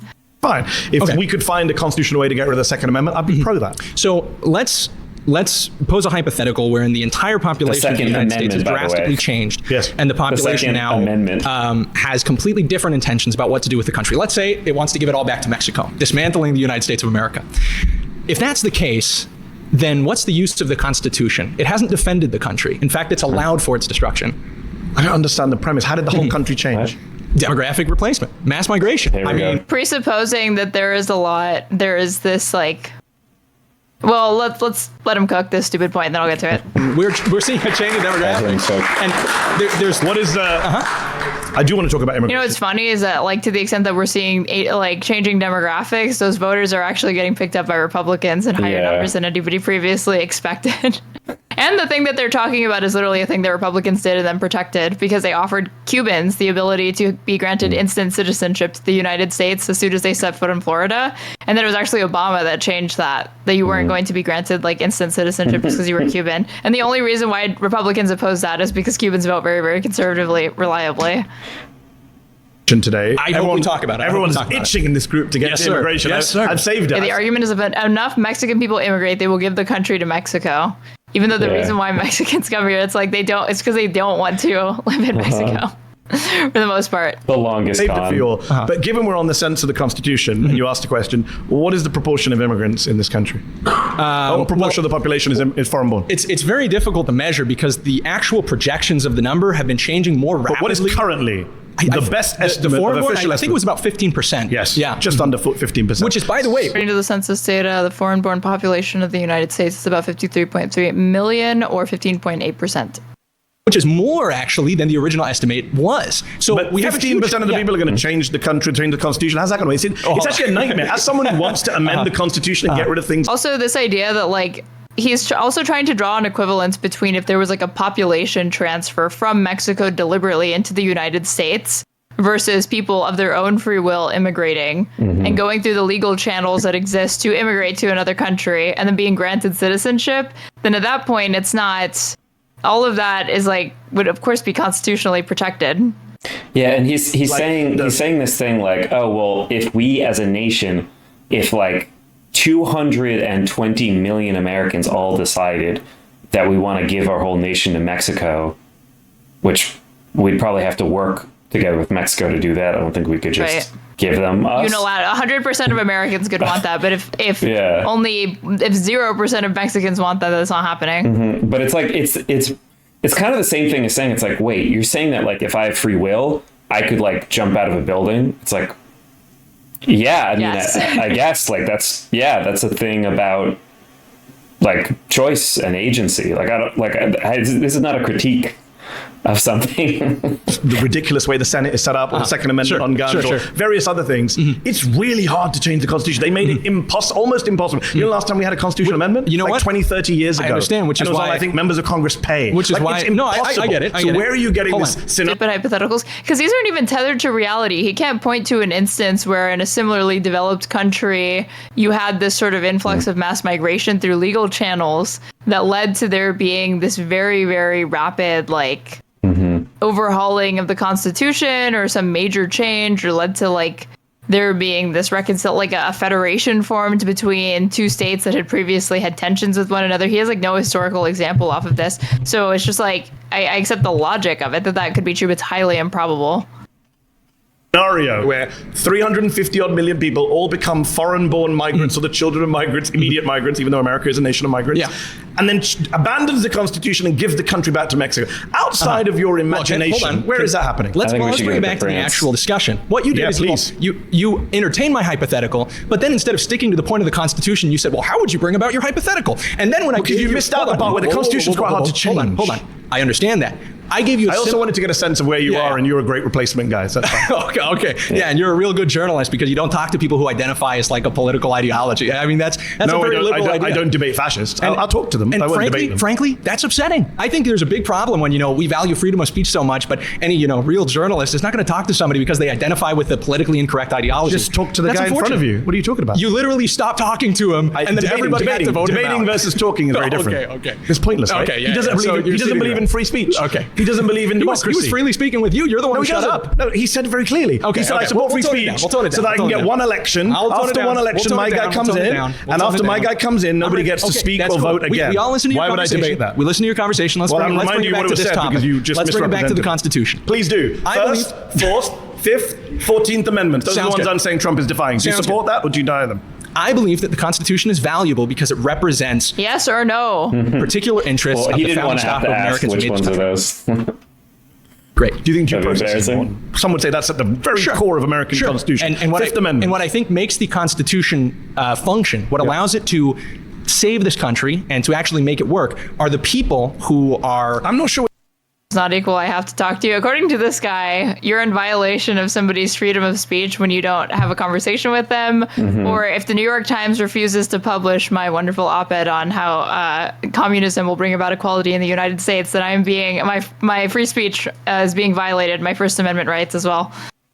Where are you going with this argument? Hold on. I'll show you. Is Trump defying the Constitution? That's my claim. You can have these weird hypotheticals. We're taking it into a different meta, which is what's the function of the Constitution? I'd rather not have your. You already did. Yeah, literally just 5 minutes ago when you took it to immigration. Now I don't want to. Okay. You can't just take I want to bring back it back consent. the first, the fourth. Tell if he sees the Constitution as like a means to an end, but like if he sees it that way, then you really should have no objection to people using it as a means to an end to bring together Mexico and the United States. What you would just disagree with at that point is like their end goal, but you agree with the tactic. The Fifth and the 14th Amendments and the 22nd Amendments. Either you say, hold on, you got two very good positions here. One is to say, I don't think he's defying them, and I'll say why you're wrong. Or you say, I don't care that he's defying them, as one of your colleagues said, in which case, I don't know where this conversation goes because you don't believe in democracy. That's fair. Do you think it's wrong to dismantle the Constitution? So there's two options ahead of you. Do you agree? This is important. Do you agree? So is Donald Trump... Okay, let me ask a question back since you're asking me questions. You're not answering the basic point. Do you think Donald Trump is dismantling the Constitution? Does every state have a constitution? Even ones that don't technically like have a constitution, they still have, as far as like how political science understands like the modern day nation state has some form of like governance that like adheres to like founding documents or something like that. So his question is like already absurd. Can we agree that Donald Trump is dismantling? Because I'll agree with you on that. I think he is dismantling the Constitution. I think he's illegally, unconstitutionally. I think he's interpreting it in ways that are more. Which judges do not agree with him on. Okay, hold on. The Supreme Court has not agreed with him on. And the judges don't agree with the people who wrote the Constitution.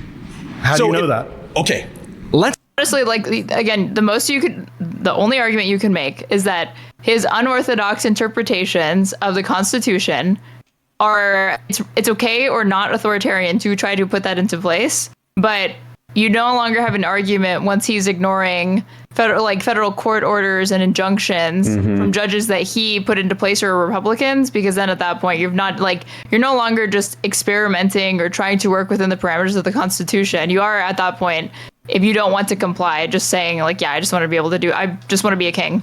Let's take your example of the Second Amendment. Let's say that a bunch of judges... I didn't give the Second Amendment. No, hold on. Fourth, you don't want to talk about the ones I've given. You're interrupting me. You're ignoring me. First, Fourth, Fifth, 14th, 22nd Amendments. Those are my amendments that I came with today. If you don't want to debate them, just say so. I'm trying to understand your ideology. You believe that dismantling the Constitution is okay when it's about parts of the Constitution that you disagree with. You would be fine getting rid of the Second Amendment, even though that would be a dismantling of the Constitution. No, because it would be done via constitutional means. I'm not the one sitting here like your pal. You have agreed. You have agreed the Constitution. Saying you just get rid of them willy-nilly. I don't agree. We're ramping up. I don't agree that Joe Biden should come in and say by executive order, if Joe Biden put out executive order saying Second Amendment no longer applies, I can round up everyone's guns.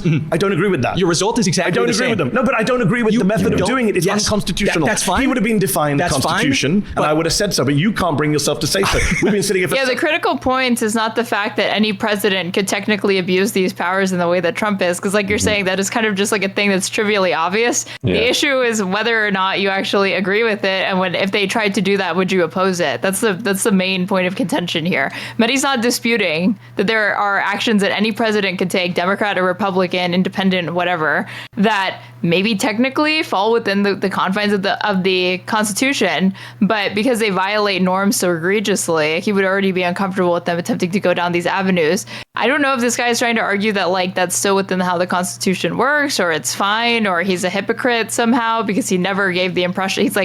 He clearly is an institutionalist, so he's not giving any impression that he would support Trump or Biden or Obama or any Democrat doing this shit. Several minutes. All of your friends have seen me ask you several times, do you agree that Donald Trump is defying the 1st, 4th, 5th, 14th, and possibly 22nd Amendments? Your colleague at least admitted that he's defying the First Amendment. I understand that you came in here. What you are attempting to do is simply frame this conversation like you did with the first claim about Donald Trump. But then when anybody asks you any kind of question that presses you to the least degree... No, I answered. I said I would dismantle the Constitution, but I would do it constitutionally, not by executive order. So what I'm trying to get to is to prove to everybody who's watching that what you care about is not the Constitution in what it represents or creates. You care about the Constitution only insofar as it allows you to achieve your political worldview. We agree on that. No, I care about the Constitution. You agree with the because Constitution. I don't think presidents should be... I mean, this is a bit of a self-report. I think that I know that there are people people that see the Constitution as a means to an end, and if it is getting in the way of achieving their agenda, that they think it should be changed. But one, that's not inherently undemocratic, because there are democratic ways to change and amend and update the Constitution. It's built into the Constitution. But two, there are also people that like Mehdi Hasan that really have just a more conservative view of it, and they would not be in support of like tearing apart, like just tearing down the Constitution to achieve certain political outcomes, because he probably weighs it against like, the short-term benefits to being able to like rework the Constitution so I can pass this policy faster or get this part of the agenda done. But if it means that it could set a dangerous precedent where Republicans would abuse it, or like there's other arguments to say that like he still wouldn't support it.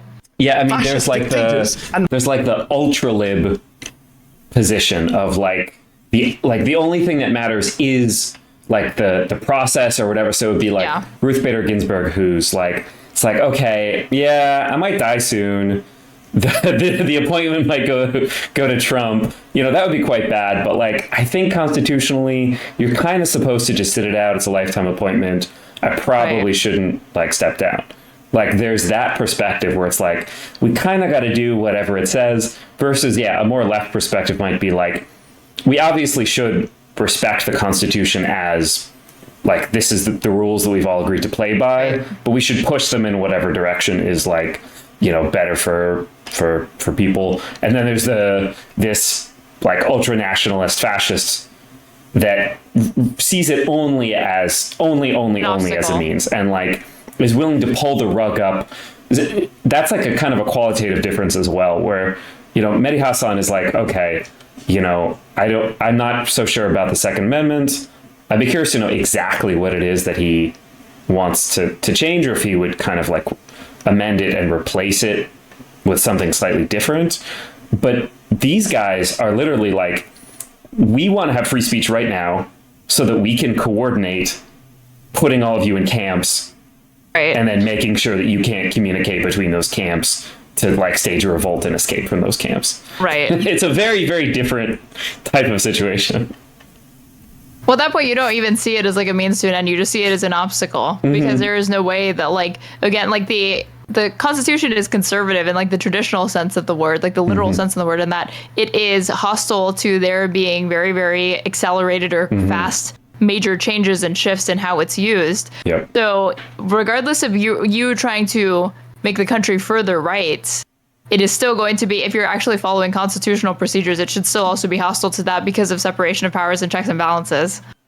Violate the Constitution. That's what I'm saying. You care. And he is different. I don't think the president should have the power. I think people just have like a balance of these things. It's like you're saying, there are Democrats that are just they kind of trust the process too much, and they lean too much into like, we're here to kind of perform the constitutional duties, and they kind of lose sight. It's like, wait, isn't the point of like adhering to all of these rules is so we can yield good outcomes and better outcomes and policies and deliver our agenda, right? Which fit in within a constitutional framework. So it shouldn't only be about just adhering rigorously to the process. It should also be, we can't just only focus on the process. You have to focus on the outcomes as well.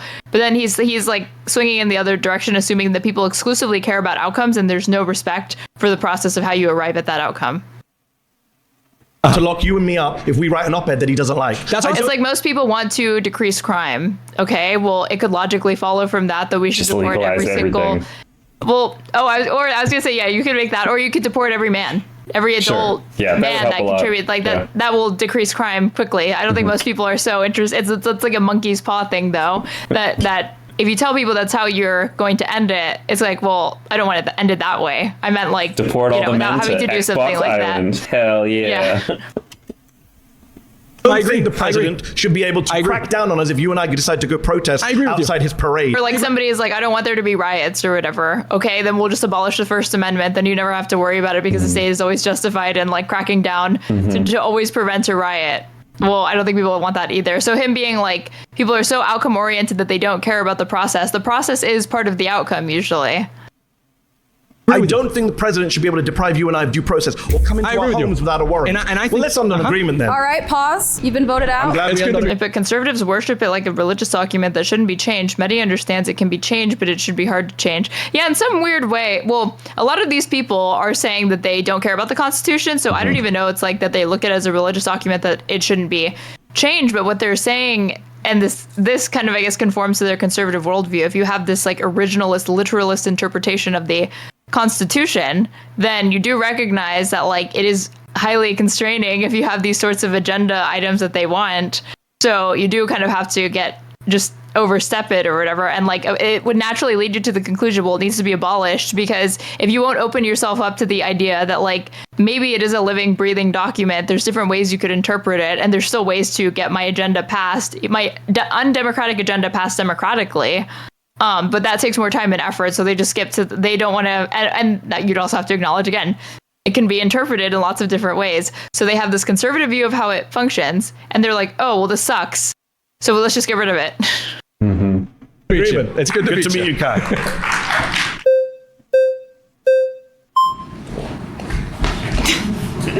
Hey, how are you? I'm Mehdi. Hi, I'm Jessica. Nice to meet you. How are you? So Trump is defying the 1st, 4th, 5th, and 14th, and maybe the 22nd soon. Okay. So I want to focus on the 1st and the 5th. Okay. So you say that Trump is defying the First Amendment. Can you give me an example? For example, he banned the Associated Press from attending White House events. A Trump-appointed judge said that was against the First Amendment. He's been cracking down on media organizations he doesn't like over their speech. If they say stuff he doesn't like, he's suing CNN right now. Mm-hmm. Example, cracking down how? So, for example, he banned the Associated Press from attending White House events because I they can't go said to the White House it's either. the Gulf of Mexico. That's not how it works. They were already at the White House. He deprived them for access, so he punished them for their speech. But are they allowed to go to the press? Which is why a judge he appointed, Trevor McFadden, said this was contrary to the First Amendment. A Trump-appointed judge. He's called MSNBC and CNN illegal. Media organizations are not ipso facto But that's free speech. illegal. He can call them whatever they want. Attacking Trump was the media? Obama when he appointed the president as the executive? Yeah, he can say whatever he wants. That's literally the First Amendment. He can say whatever he wants. Absolutely. But the media can't say what they want. There's definitely no speech you could engage in that could have a chilling effect on other people's speech or change the way. Like, this is so stupid. They do. But he's going after them. He's suing them. He's using lawsuits to crack down. Thank you for subscribing, Tango Mango 1720.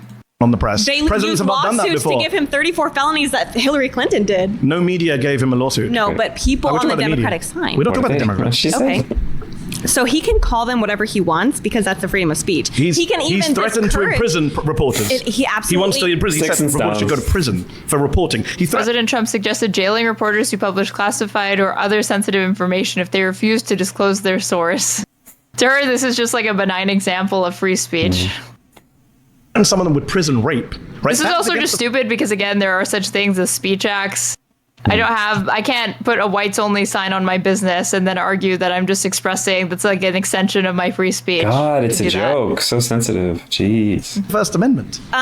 Okay. How is that against the First Amendment? You don't think sending reporters to prison for reporting that he does like? Did he do that? He wanted to. He said so. Okay, I would like them to go. I would really like to. So other people stopped him doesn't mean he's not defying the Constitution. So he also said if you turn up. Excuse me. He can want to do something. Yes. That doesn't mean he will or he can. Okay. And I think he's very Well, I've already aware given of an example of something he did do to the Associated Press, but okay. Yeah. Okay, so like, again, the only thing that she has is that he wants to defy the Constitution, but he can't. The reason why he can't, because of the Constitution, because of checks and balances, because of separation of powers. The thing that she's defending is like the only thing that actually, or like the only reason why he already has a case, but even if I granted her, let's say Trump has done actually nothing technically constitutional, he just keeps repeatedly signaling that he aspires to, it would still be because of the Constitution. Sure, I shot at him, but the gun misfired. Jeez. Repeated press and allowed in the Oval Office, which is his office. That's his executive space. Okay. That's his and house. they are allowed in the press room, just like CNN, just like The Guardian. Which he thinks are illegal media organizations. He can think whatever he calls wants. the media the enemies of the people. You called him a fascist. Yeah. He is a fascist. You can say whatever you want.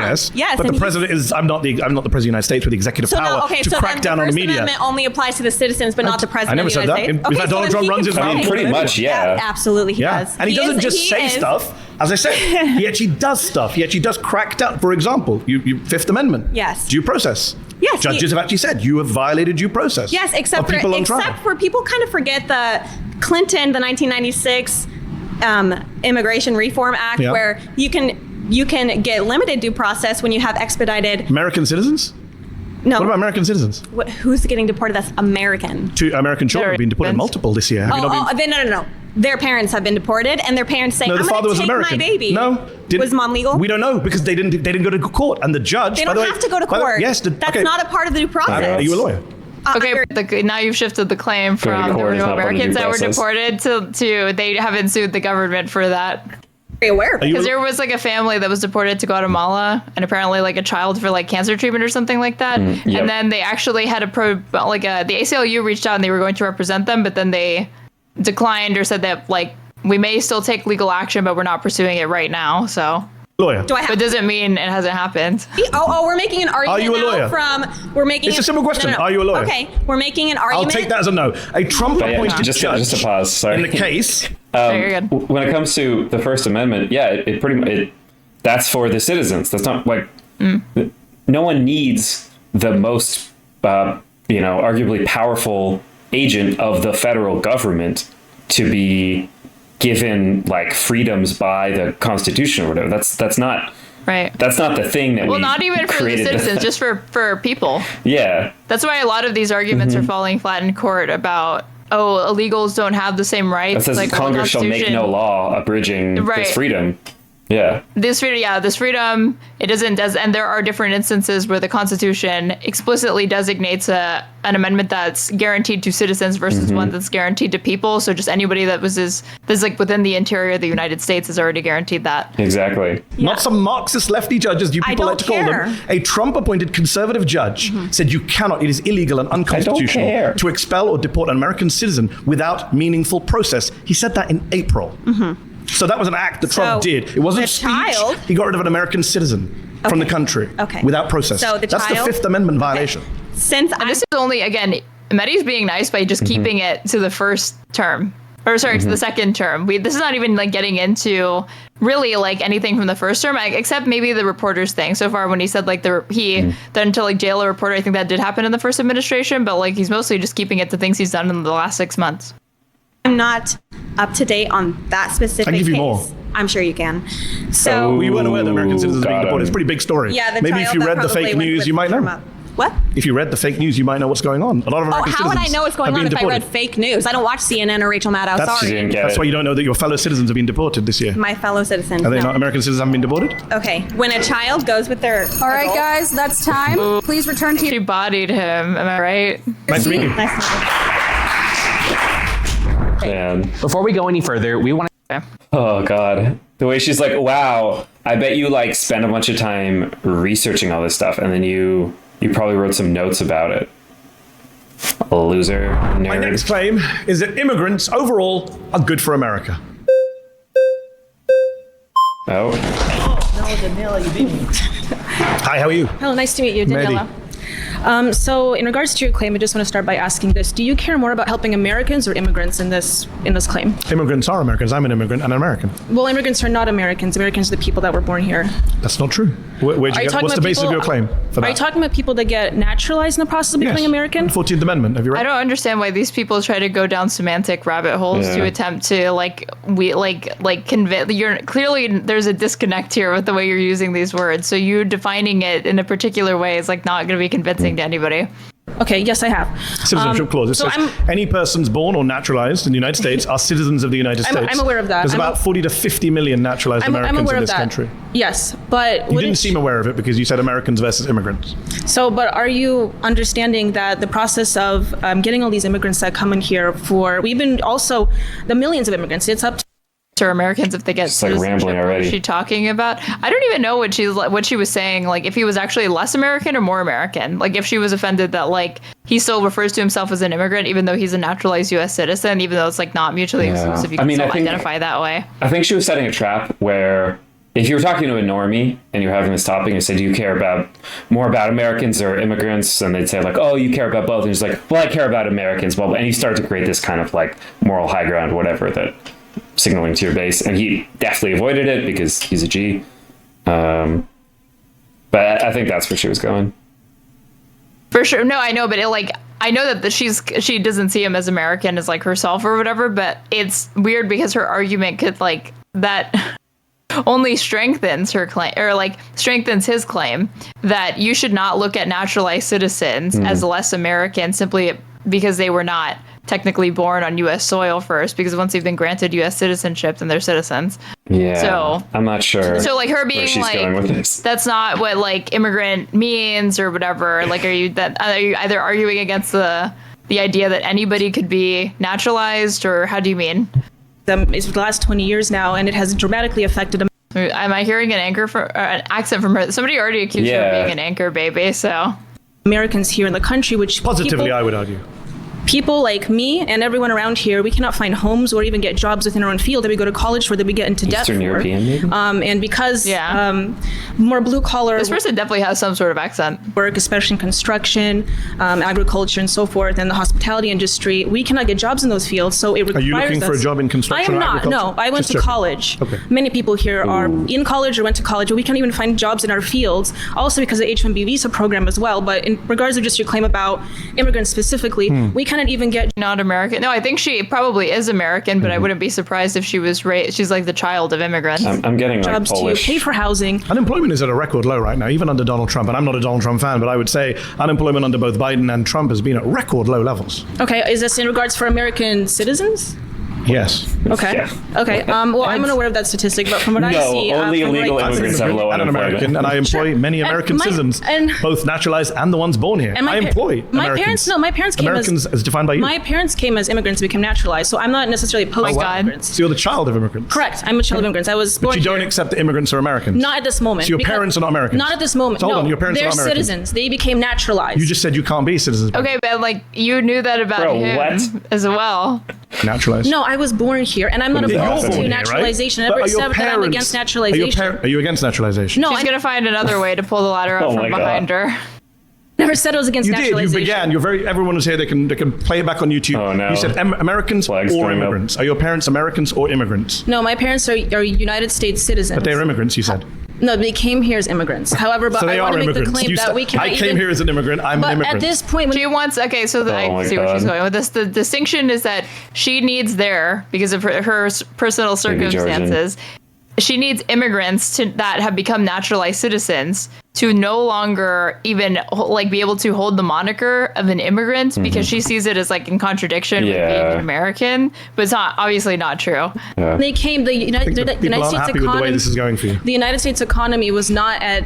It's better now. The American economy is better than it's been for many years. And I can say that as someone who doesn't like Donald Trump. We're giving millions and billions of dollars to people of minorities as well as the reason the economy is doing badly now is because Donald Trump's tariff policy. Nothing to do with migrants. In fact, the congressional. Businesses. I'm an immigrant. I started a business. I understand because the SBA is giving people billions of loans. They're giving them billions. I didn't take any loans. I'm not saying you did, but I'm saying that statistically speaking, they're giving billions of loans. So should we do statistics? According to statistics, immigrants are 80% more likely to be entrepreneurs than native-born Americans. They're more likely to start businesses. A study found that immigrants are 80% more likely to start a business compared to U.S.-born citizens. And hire Americans. No, I'm aware of that. Immigrants are more likely to pay in taxes than take out in benefits. They're more likely to add to innovation and jobs and wages. This is what the statistics show. The Congressional Budget Office. Let me just finish my point and let you come back in. The Congressional Budget Office, which is bipartisan, Republicans and Democrats both use it.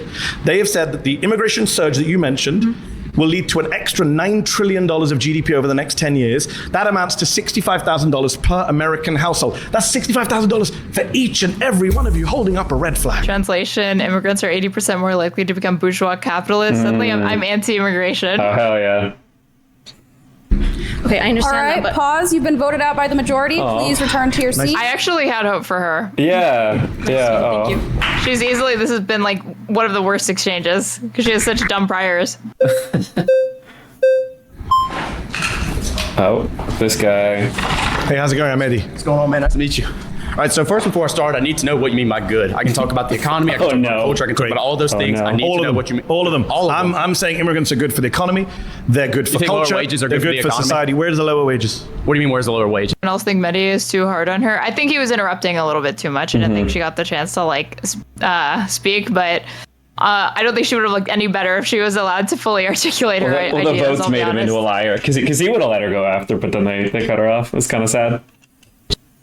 Where are the low wages? Yeah, so you can What's look the at basis for saying they're low wages? Sure, so you can look at like the STEM industry. It's been in like a complete and total recession. There's been tons of studies like from the Economic Policy Institute that shows that like companies like Tesla, companies from like Silicon Valley, they engaged in mass firing of All the illegal immigrants are taking all the STEM where's the lower wages? jobs? Where's the lower wages? Yeah, so you can What's look the at basis for saying they're low wages? Sure, so you can look at like the STEM industry. It's been in like a complete and total The recession. STEM industry.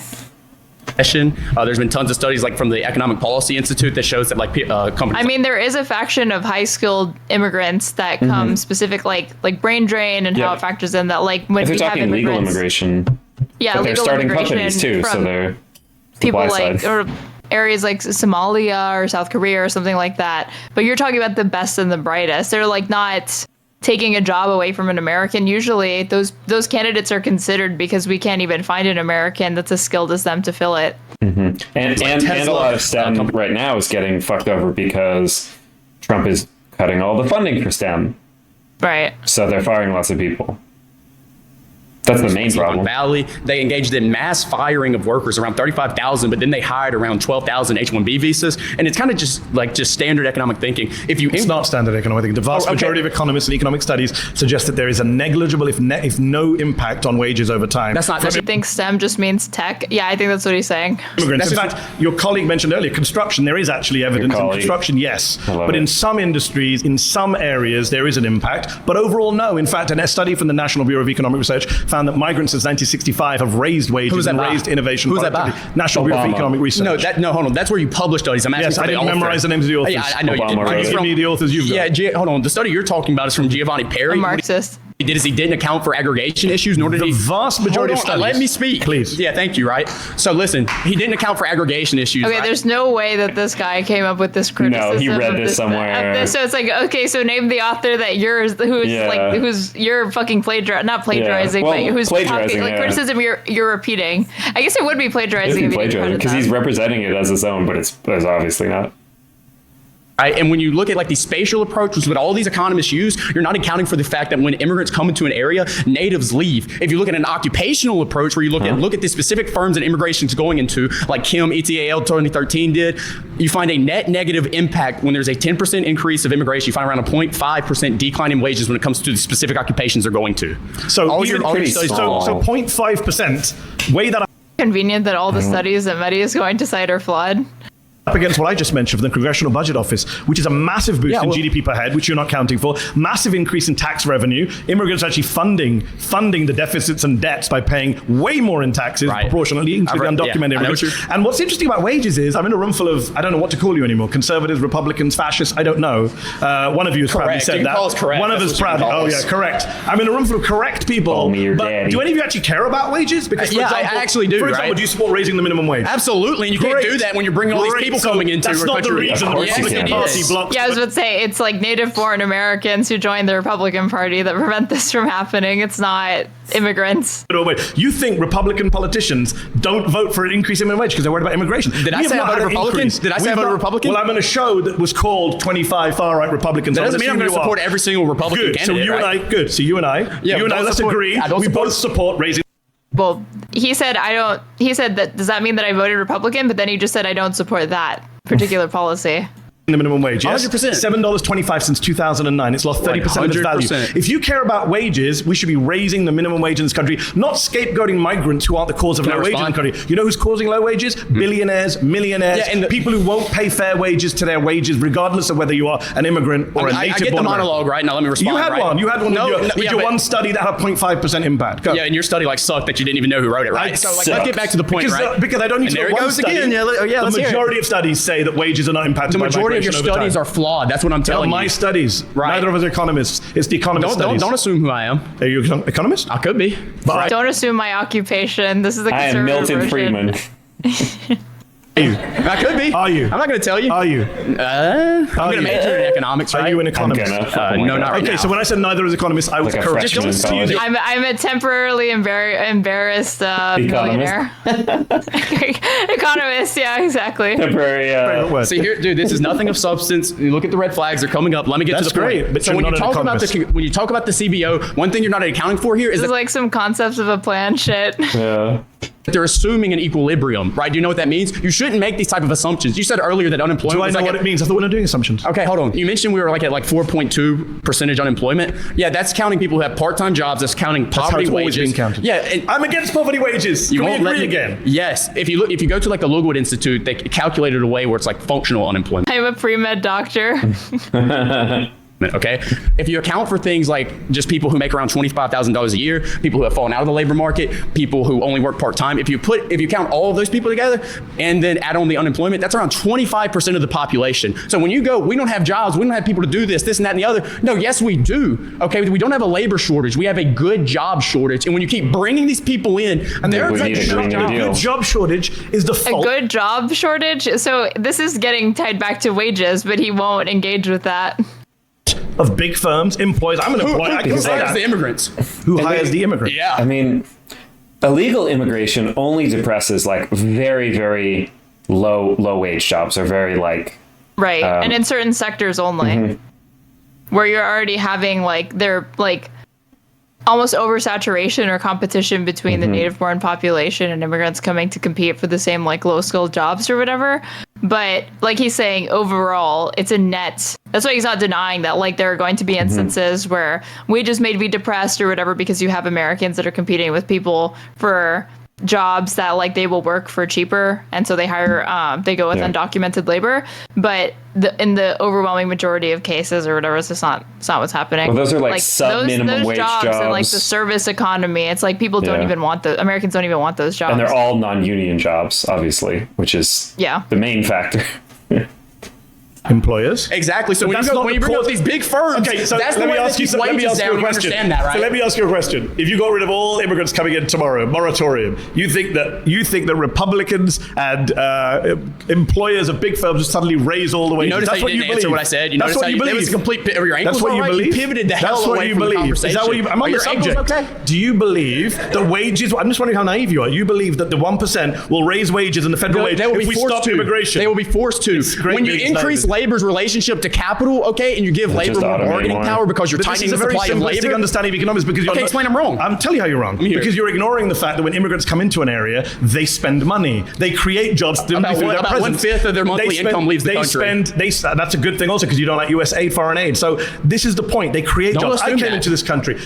So far, every one of my assumptions about you has been correct. But listen to me. I am an immigrant. I'm speaking from personal experience. Get the hell out. I don't even like. I should get the hell out. Yes. Why? I don't want you here. Why? Because you come here and say all this bullshit about how Americans are lazy. Why? You push your left-wing politics. He is an American. Americans are lazy. I don't know why you say this. I never said Americans are lazy. Yes, you are. You're saying immigrants have to come into this country so they can do jobs that we don't want to do. That's exactly what you said. When did I say it? Oh, really? When did I say it? We're on YouTube. Guys watching on YouTube, rewind to the time where I said immigrants are doing jobs we don't want to do. When did I say those words? Words that came out of my mouth. Okay, so why do we have to bring in immigrants? Why do we have to bring in immigrants to the country if we have people who are going to do the jobs? Pause. You've been voted out. It's nice talking to you. Nice talking to you. You're going to have to go. Nice talking to you. I hate this language around like what he said as I left to an American. Around like bringing in immigrants, importing it. It's like these are human beings who are like, hey, you know what? I think I'm gonna come to America. And people are talking about it like it's an Amazon Prime delivery. Yeah, by like the government accepting to review or put them through the arduous legal process of becoming a citizen, which takes years and years and years. That's you courting it, right? Like they're not talking about like pull factors because there are obviously pull factors that will bring in immigrants and push factors and whatnot. But like there's no person that of their own volition wants to come to the United States for whatever reason. American citizen. Good to know where you stand on immigration. It's not about immigration, is it? That's what it's not about. Oh, okay. Hey, how you doing? Nice to meet you. Good to see you. How are you? Not bad. So, what type of immigrants are we talking about? Amazing. Wow. Look at this fit. Dude, I love Tombstone. What a good film.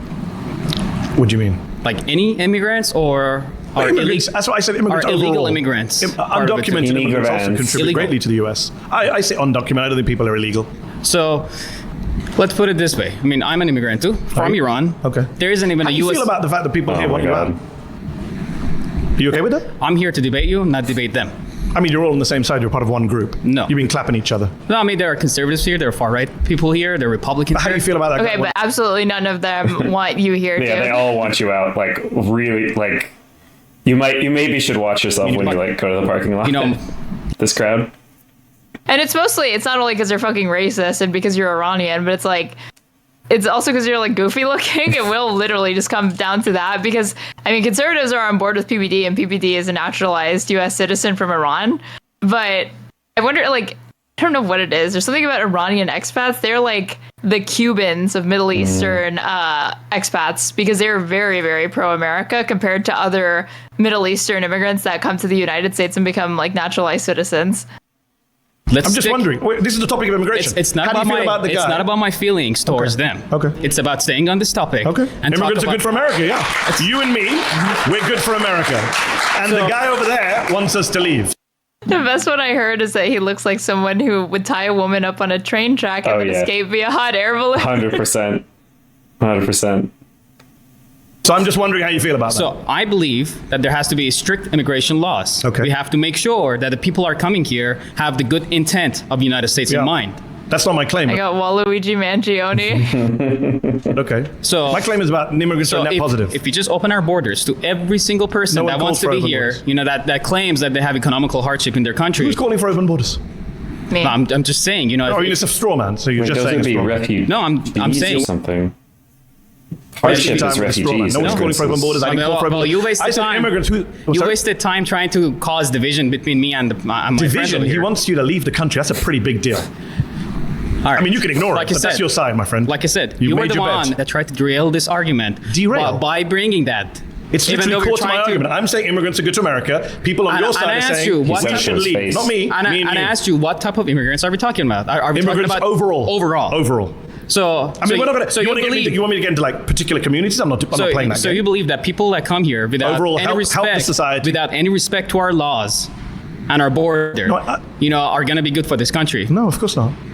So you can't say that all immigrants overall. I never said all immigrants. Well, I said immigrants overall. Immigrants overall doesn't mean all immigrants. Sorry to break that to you. All right. So we have to make sure that the people who are coming here have the good intent of this country in mind. Agreed? Yes. All right, irrelevant to my claim. But when you have undocumented immigration going on, you can't vet that. You can't make sure about that. Let me real quick, talk about my background. There is no American embassy in Iran. So in order to come here, you have to stay in line for 4 years. I mean, that's the other thing. He's doubting that the people in this room would want him to leave. But right now, Trump has banned any and all immigration from Iran to the United States. So it's not even a question. It's like actually state policy right now. Yeah. Yeah. And you have to go through some serious vetting procedure to get here. But I made it, and that process has to be in place because you don't want terrorists to fill this country. I made it too. I'm an American citizen. I went through lots of vetting. I took my test. But oh shit, it's Snidley Whiplash from Rocky and Bullwinkle show, Boomer TV. Do you know who that is? Yeah. Yeah. That's how the guy over there wants us to leave. But he wants us to leave. When people don't really care about vetting, do they? But it's not really about vetting, is it, my friend? People should not have the denial. right. People should not have the right. Not just for the audience is actually not too far off. To ignore our borders and our laws. What about those of us who don't ignore the borders? Should we get? It also makes sense that he has this opinion in this fucked up way because you're an immigrant from a country that literally doesn't border the United States, so there's no opportunity for you to enter in through like a port of entry or overstay a visa very easily without being deported. You're like forced to go through the legal channels. Stay. Of course. He says we shouldn't. Well, I'm not debating him. You kind of are because you're all together on this. No, I'm debating you. Okay. And I'm pointing out to you that your argument is in bad faith because these guys are actually speaking the truth and you're in denial about who's on your side. He wants you gone. I never claimed that I'm on their side or they're on my side. Okay. I'm here to debate you. All right. Yeah, even a few years ago, he would have had a leg. He would have had a leg to stand on because the line from Republicans was, we don't oppose all immigration, we just oppose illegal immigration. There should be a path to citizenship. Of course, they'll never actually work to reform it. But they would say that, like, ideologically, they were open to the idea. Now they've dropped the entire pretense and then pretext that that's really anything that they're concerned about or interested in. And now just literally all of even legal immigrants are, up for debate. Pause. You've been voted out by the majority. Please return to your seat. Nice to meet you. They would say in a second. Look at him. Hey, how you doing? I'm Mehdi. Edwin. Nice to meet you. The question is, immigration is good for America, right? Overall, if you look at the net positives to things like our society, our culture, our food. Are you surprised? I mean, most of the people here have been like ethnically ambiguous or brown, yet they're like fascists. Food it's like that meme. It's like, who's a white supremacist, and like most of the room raises its hand. It's like, who's actually white, and nobody raises their hands.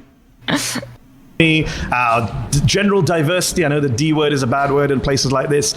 I think immigrants have been a net positive. I think if you look at your everyday lives, we all benefit from immigration. And what kind of conservatives disagree with that? Some of the guys who told me to leave this place and go back to, I'm not a citizen. Such a funny way that shot's framed. This guy looks like Mexican Goku. He has a very intense look. Conservatives? No. Goku pretty much is Ronald Mexican, Reagan, who's a president I wasn't a big fan of until now people like Reagan look good in comparison. Reagan said in 1986, our country is a nation of immigrants. Our immigrant heritage is our strength. He gave an amnesty to 3 million undocumented migrants. He understood the value of immigration. So I'm with Reagan.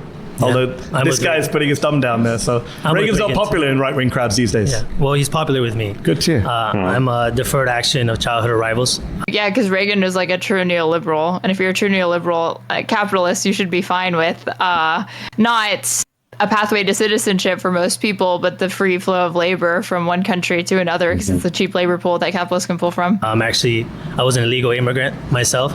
I came here when I was 10. I'm what you would call a legal alien now. I didn't have any say on my parents' choices. Yes. Do I think that they were well-meaning by wanting to bring me over for a better future? Absolutely. Well, Trump is giving people the option to self-deport. So if Mehdi doesn't bring that up, like, why haven't you self-deported? I'm going to be very disappointed. Yeah. I believe that. Yeah. Did they break the law? Yes. Do I agree with people breaking the law? Not necessarily. Do I think that there's ever a situation where you can... Again, like the breaking of the law in this case, in most instances, is like a misdemeanor. Break the law. But which is literally on par with like speeding. But it's sad that he's like talking about this here and not like to like a therapist, or like it seems like he's working through some like family shit right now. And this feels like such a common thing where it's like there's so many immigrant communities that are like, we voted for Trump, why the fuck is he coming after us? This is crazy. Like, we were the good ones, whatever. It's like there's this idea that you think you're voting for, like, okay, he's just speaking hyperbolically. He's just going to go after some really bad hypothetical guys somewhere, even though he's doing a worse job of that than, like, Obama. Yeah, but the liberals aren't going to eat my face. Yeah. But it's like, no, you're voting for the leopards, dude. They're saying and they're doing the non-nuance thing. If you wanted somebody who's going to be nuanced about deporting people, you wanted Biden. I mean, that just goes to show you that their priors, they clearly have a more liberal understanding of what constitutes a true American, because they believe this guy, because they're like, well, I might be Mexican or have this background, but I'm really American. I'm a patriot. Yeah, I'm an exception. All of us are exceptions. Right. Everyone I know is an true exception. Americans. He's talking about the immigrants that aren't really Americans, who don't want to be, or disloyal or whatever. And I guarantee that like they all have like some friend from their community who's like kind of a dumbass. And he's like, well, he probably shouldn't be here. It's like some particular guy they know, or some like family friend who's like keeps getting into trouble. Well, support for immigration is at like an all-time high, higher than it's been like 20, 30 years, according to new polling. And it's because Americans do not like the mass deportation program. Yeah. Because one, that's not what Trump ran on. Trump did actually run on saying that there was going to be mass deportation of illegals, but anybody who could see from the first administration to who he was probably intending to surround himself with, that obviously it wasn't just going to end there. And so he said, it's going to be like criminals that we deport, but they're not deporting criminals. The majority of people that they're deporting were people that were doing like ICE check-ins, or people that were actually complying with law enforcement, because they have these quotas of like, you need to be getting like 3,000 people a day. What are the only people that you're going to know? I mean, on top of just profiling people, coming to work, the people that are actually complying with the job, with the law and really going to work. So, it's unpopular, but it is kind of like what you're saying, like these people that are shocked that Trump is actually implementing the things that he said over and over he was going to try to do. It's like just it actually tracks with the polling, because the polling for mass immigration or mass deportation programs before the election, 70% of Americans were on board with it. But when you actually described how it was going to play out, the same amount of people were against it. So it's like, well, I want my mass deportation program, and not like that. I wanted all the groceries in one bag, but I didn't want it to be heavy. I just, I want them to deport all the illegals and the criminals, but not my neighbor, because I really like him and his daughter, and they're really hardworking, and they're not like those lazy immigrants. And also not the person who cuts my lawn because they give me a really good deal. Like, there was never going to be these exceptions, dumbass. The greater good. Immigration is it's an interesting issue, because I do agree with you that good to hear. Everyone is an immigrant in the sense. Like, can you tell me a little bit more about your journey? I've been here 10 years. I'm a proud American citizen. I'm a dual national. I'm British. I'm American. And I am an immigrant who's contributing to this country. So, yes, I'm very much proud of America's immigrant heritage. I'm part of it. And despite what one of the other people said on the show earlier, everyone here, unless you're Native American. All right, Paul. They were actually, this is the first person that's actually... He's like sad boy posting and almost like very like oversharing, but he was actually interested in what Mehdi had to say, and it wasn't a screaming match. By the end, they allowed them to select somebody that they had already debated and have a longer conversation with them. I wouldn't be surprised if Mehdi picks this guy. Immigrants. Sorry, you've been voted out. Please return to your seat. Thank you, man. Nice to meet you. Oh. Yeah, I've seen this guy another. Going. Hey, how's it going? Actually a fan. I see you. He was like, he was on. Yeah. So on a Sam one, right? And he said some I remember him saying some really, really horrifically I don't bad know stuff. if I remember this one. My argument is that Americans are what is a nation? A nation is a geographical location full of people who have some things in common. So I think some of the things typically in history are going to be like race, religion, ethnicity, language. These are some of the things that we have to have in common in order to actually have a functioning civilization, especially in self-government. I'm not necessarily a giant fan of self-government. I'm a Catholic nationalist. I'm not a fascist. You have to have at least some things in common in order to actually have a civilization. And the immigrants, especially illegal immigrants that come into this country now, disrespect us. They hate everything that we believe. They don't even speak our language. I watched after Trump got elected, I watched an interview of an illegal alien woman crying and about getting deported, and the entire interview was in Spanish. That is a spit in the face. It's disrespect. They don't care about us. I think for 2 seconds he was actually going to demonstrate some humanity and be like, I'm seeing the excesses of this or whatever, and it's making not at all. Abuse our system. Opposite point. Gone from a teleological argument into just a bunch of series of wild, unsubstantiated I'm asking claims. you, what is I don't accept any That kind of looks like Bubbles from Trailer Park Boys. Everything we stand for, and I don't accept. Well, I'm not going to deal with your teleology. I'm going to deal with the false claims that you made. There's no. What's your basis for saying that all immigrants or all undocumented immigrants hate everything we stand for? It's funny that you said you're a Catholic nationalist. How did most Catholics get to America? Irish Catholics, Italian Catholics, immigration. Much of the people coming across the southern border are Catholics. They're Catholics. Yeah. I know. So it's really funny that you say you're a Catholic nationalist, but Catholics came to America via immigration.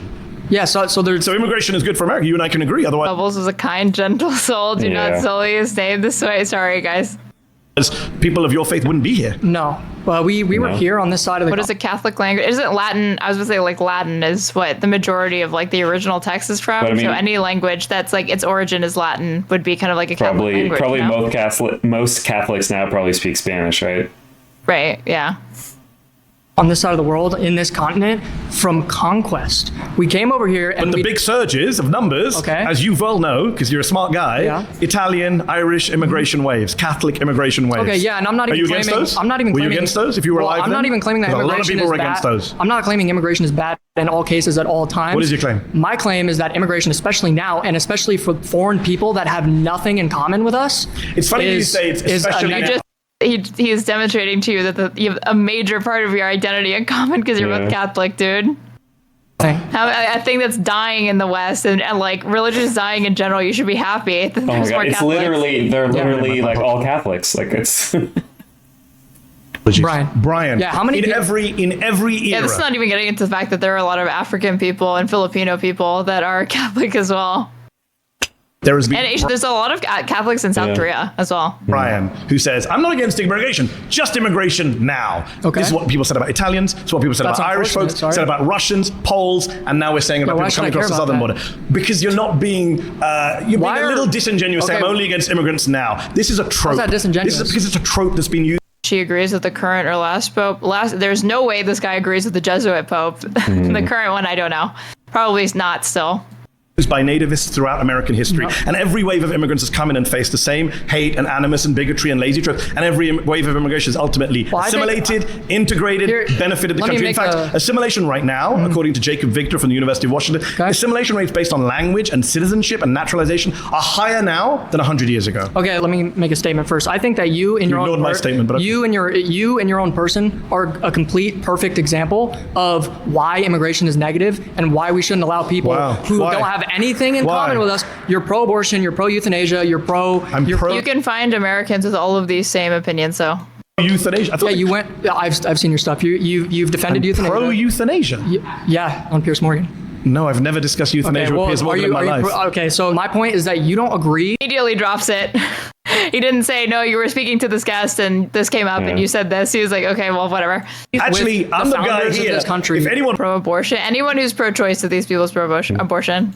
Watching at home, I'm the only guy here who actually supports American values, democracy, free speech, the Constitution. I've got folks here telling me they don't believe in democracy, but they're nationalists. Wait, why should we care about that, by the way? Isn't that what America stands for? What does America stand for? So you hate what America stands for, not me. I'm not even saying. And in fact, all the studies show that immigrants actually are more patriotic than native-born Americans. The only reason why, that's the Mexicans in LA right now burning it down, waving Mexican flags. LA's being burned down? Please don't send us back to the country that we're waving the flag of. I've been in LA for a few days. I didn't see anything burned down. Yeah, I know the riots have ended. That's because Trump sent. But if it was burned down, where's it? Trump escalated them by mobilizing the National Guard against the consent of the California government and Gavin Newsom, who's the governor. But burned down, I haven't seen it. Unironically, protesting heartily against a tyrannical government, that's as American as it gets.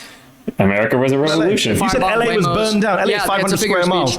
It's not a figure of speech. It's another false claim of yours. No, they're burning. I support euthanasia. They're burning Waymos. Bring it up. He's burned to the ground. Bro, just immigrants burning the Waymos. Okay, so you're pro-abortion. But you're just saying one false thing after another. So you're pro-abortion, and I'm standing by my position. Immigrants are good for me. You're pro-abortion. You're an immigrant. I'm pro Roe v. Wade. Personally, I'm not pro-abortion. If you knew anything about me, you know. Roe v. Wade is. All right, pause.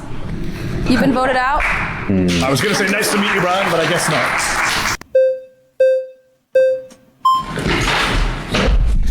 not. You made it.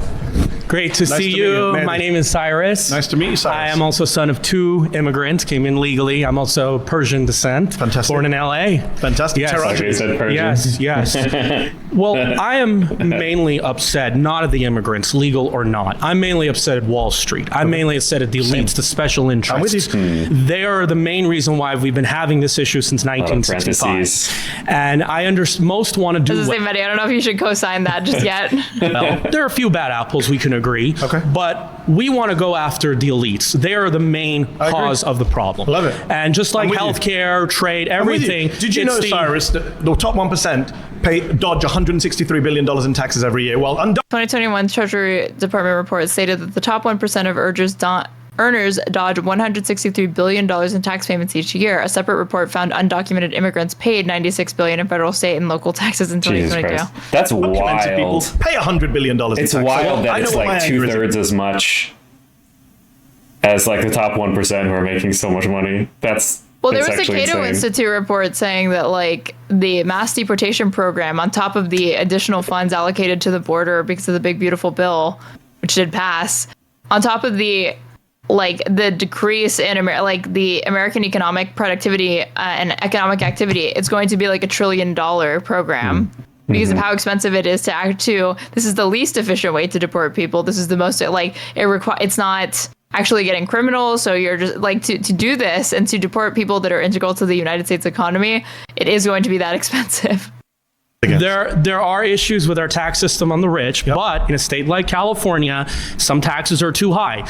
I used to live here, now I live in Las Vegas. Different debate. Okay. I'm saying immigration depends on the people taxes. like you and me overall are good for America is what I'm saying. Okay, but it depends on how it's done. Yes. It depends on how it's And done. how it's been done to the US is I'm not blaming the housing crisis on immigrants, No, and you'd be not wrong on too. wages, And you'd be but wrong too. in a state like California that doesn't build enough homes and they're bringing immigrants in, you have to increase supply of housing. agree. Okay, I agree. but this is where our anger is at the political class. I agree. The Democrat Party used to have a different stance on immigration 15 years ago. Bernie Sanders, Hillary Clinton. I'm not a fan of that. I'm not here to defend different Democrats. What I will say, I mean, Bernie Sanders does take a more, it's not like this nativist approach though, in the way that he's suggesting. It's like, he does lean really into like, oh, you don't like, it's twofold because it's like a humanitarian thing of like, we should not be exploiting these people because we're not offering them workplace protections. They're paying into systems they're not getting out of. So it's like a humanitarian thing in one aspect, but then he also does kind of play into like, there's a lot of emphasis for him on like the sectors where immigration is like coming into competition with other like American workers or whatever, because like you're saying, they're trying to enter into the same fields. But yeah, if you listen to like how Nancy Pelosi and like sounded on immigration like a couple of decades ago, she sounds like a Republican. Well, that's all right. But now they still sound like Republicans because they've moved so far right on the issue to pander to voters that they're never going to get. I will say is that everyone here actually does think immigration is good for America. Everyone here uses an iPhone designed by an immigrant, is on Gmail designed by an immigrant, is on a YouTube show. But you this guys all came to a YouTube show founded by an immigrant. You wouldn't be here but that's if it a wasn't for tiny an immigrant. minority. So you all love immigrants, whether you like it or not. Okay, but it is a taboo subject. Should we be concerned about the demographics? So no. Anglo-Saxon, European American, 0% of America, it doesn't matter. Are they 0% of America? Well, let's say if it becomes 0%. Again, Persian American speaking here.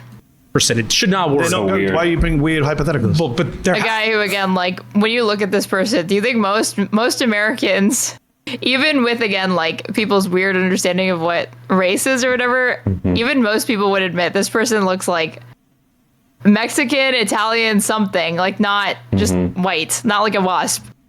But I mean, they're still part of our country. There's culture. There's, I mean, even Britain. Like, I mean, it concerns me. But it concerns me when Britain is changing, and it's it's like they're losing their culture. But it's losing their culture. Are they? Are they going to try to? I'm from the UK. I'm telling you, no one's losing their culture. London is going to be very little British in one day. What's the plan? That's what we want to know. What's the plan? You just made that up. Have you been to London? How do we know? Cyrus, have you been to London? No. So then maybe you shouldn't comment on places you don't know anything about. But what's the plan? I grew up in London. London's a very British city. I was in London a few weeks ago. Okay. It's a very British. Are there be French braids in France anymore or baguettes? They're not eating baguettes. Hope not. I understand that there are people in this audience that don't like me or you in this country, and I respect that. There's some that don't even want me to date a blonde. Why would you say that you respect that? People don't want you in the country just because you're not from here originally, quote unquote. Want to keep to their own, or ginger or whatever. I respect that, but there has to be a deal made. There's Idaho, there's Montana. They can go live in a home in Jubilee. Also, the big assumption here, like that it never gets brought up. You're presupposing that everybody is 100% one ethnicity or one race or whatever, and there's never anybody who is like biracial or like has like, you know, their mom is like Chinese American and their father is like Iranian American. Like this, like to them, it just doesn't factor in. You're all one or the other. Society.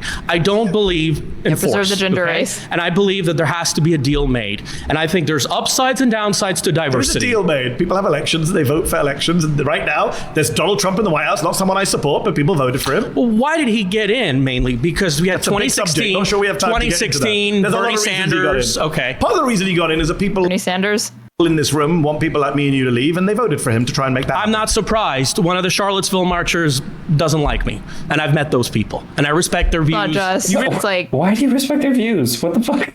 Why respect their views for one? I guess I don't know if this is like he thinks he needs to do this to have respectability in this room. Yeah. Why can't you just disagree with them for one? You being like this much of a suck up or pick me is like not going to make a difference. But for two, it's like. It's not just people at Charlottesville, dude, that are not cool with you being here. Really shouldn't. Well, they're wants. Don't respect racists and fascists, is my advice to you. Well, they have their preferences. You know, that's just, we can't change that. Actually, we can. That's why I tried to come in. A lot of those Charlottesville dudes don't want to date me, and I respect that. There was a somebody who came into my Twitch chat and they were like, why should you ever protest the government? Because the government's democratically elected. That's what the will of the people in your country want. So why would you disagree with it? And I was like, wow, that was really stupid. You need to come into my Discord and debate me right now or I'll ban you. They took forever to figure out how to get into the Discord. And I had already ended stream and I pulled them in. And even though I was like offline and I'm trying to talk to him, I was like, why did you say that? That was really stupid. He has this really thick accent. And he's like, I'm from the UAE, so if we protest, we can get in trouble. And I was like, okay, that's like not, if that's where you're coming from or whatever, then I don't understand you defending that premise. But like, if you're saying that like you shouldn't protest because it can lead to persecution, then I'm not going to debate you on that. Like, what's there to debate? I live in Russia, by the way. All right, that's time. Please return to your seat. Thank you. Nice to meet you. Great pleasure. Good. My final claim is that Donald Trump's plan for Gaza is ethnic cleansing.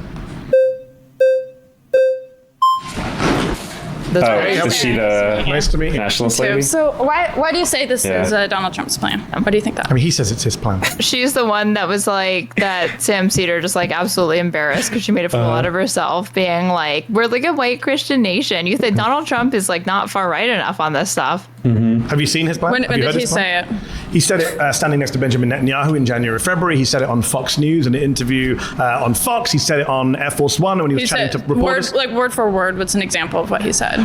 Word for word, he said, for example, we're going to clean out the Gaza Strip. He said they're going to leave. We're going to take control of it. He says, we'll own it. I would own it. He says, I'm not sure under international law how he can own a foreign piece of land. And when he was asked on Fox News, the people, the Palestinians who are being forced to leave, would they be able to come back? He said, no, they wouldn't.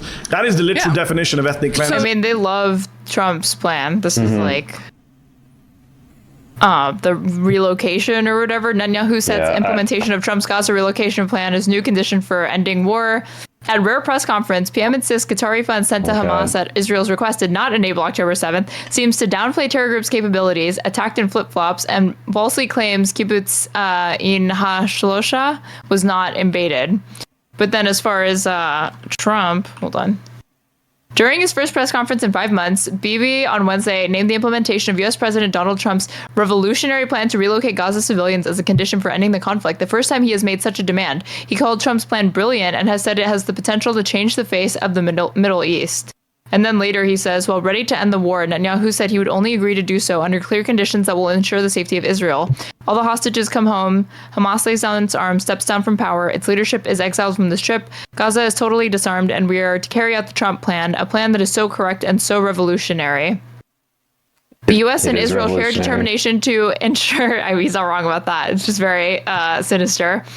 That Iran cannot get the bomb and that Hamas is booted out of Gaza, he said. And, quote, we want to ensure that Trump's plan for Gaza comes to fruition, he added. It's a brilliant plan, he said, that truly can bring change not only here, but we can change the face of the Middle East. Change once and for all what we have been through from Gaza for decades. So it's like it's either a thing that they accept or they don't. This is not even like recent or unambiguous. And Trump later said like, oh, like maybe they can come back. And so he's describing it's like we kick all the people out of Gaza and then we make it like a beautiful paradise and then we bring them all back and it's going to be great and they're going to love it. Maybe they can come back. I don't know. I'm going to turn it into like beachfront property. Yeah. According to a UN definition. Why do you think that Trump is saying this? Do you think that he has some personal interest in cleansing Gaza, or do you think there might be some special interest? What are they talking about? Well, okay, but why is he saying this? Maybe. But why? Again, they take it back to intentions or maybe whatever. Maybe he was hungry. Like, you don't know. Maybe he was on his period. I don't know.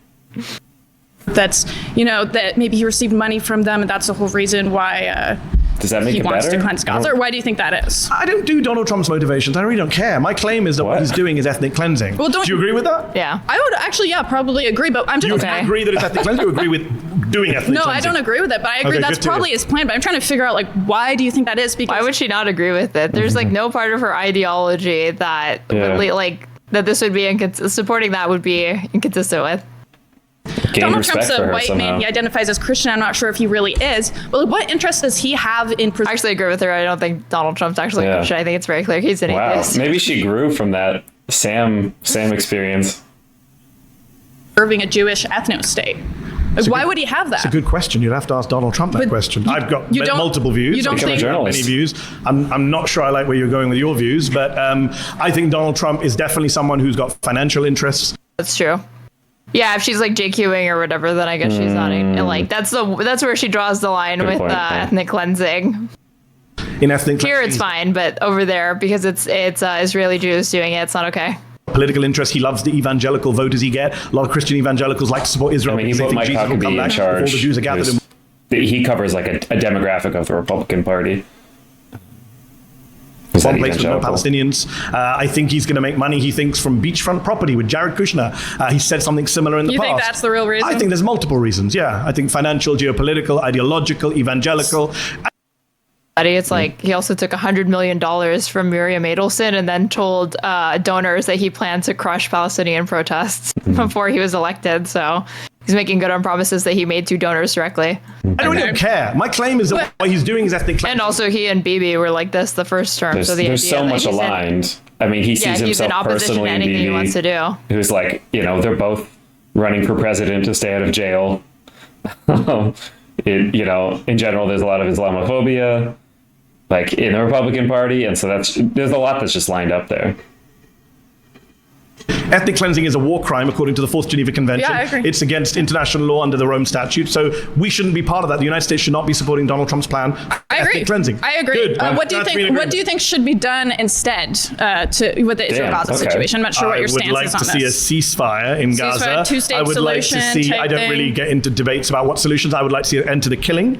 I would like to see Gaza. I think Mehdi supports like one state. Freedom. I would like but it's pointless to have that conversation now. Palestinians in Gaza somehow get their land. Trump also supports one state. One state of Israel, and Gazans can carve it out of a Muslim country, is what Huckabee said. 80% of Gaza right now is under Israeli military control or displacement. I would like to see freedom for the Palestinian people. I'm an American. To go back to the core of this show, I support American values. One person, one vote. Free speech. It really is a religious and ethnic battle. It's not a religious battle. Yes, that is what it's obviously between Jews and Muslims who want control of the Holy Land. No, it's not.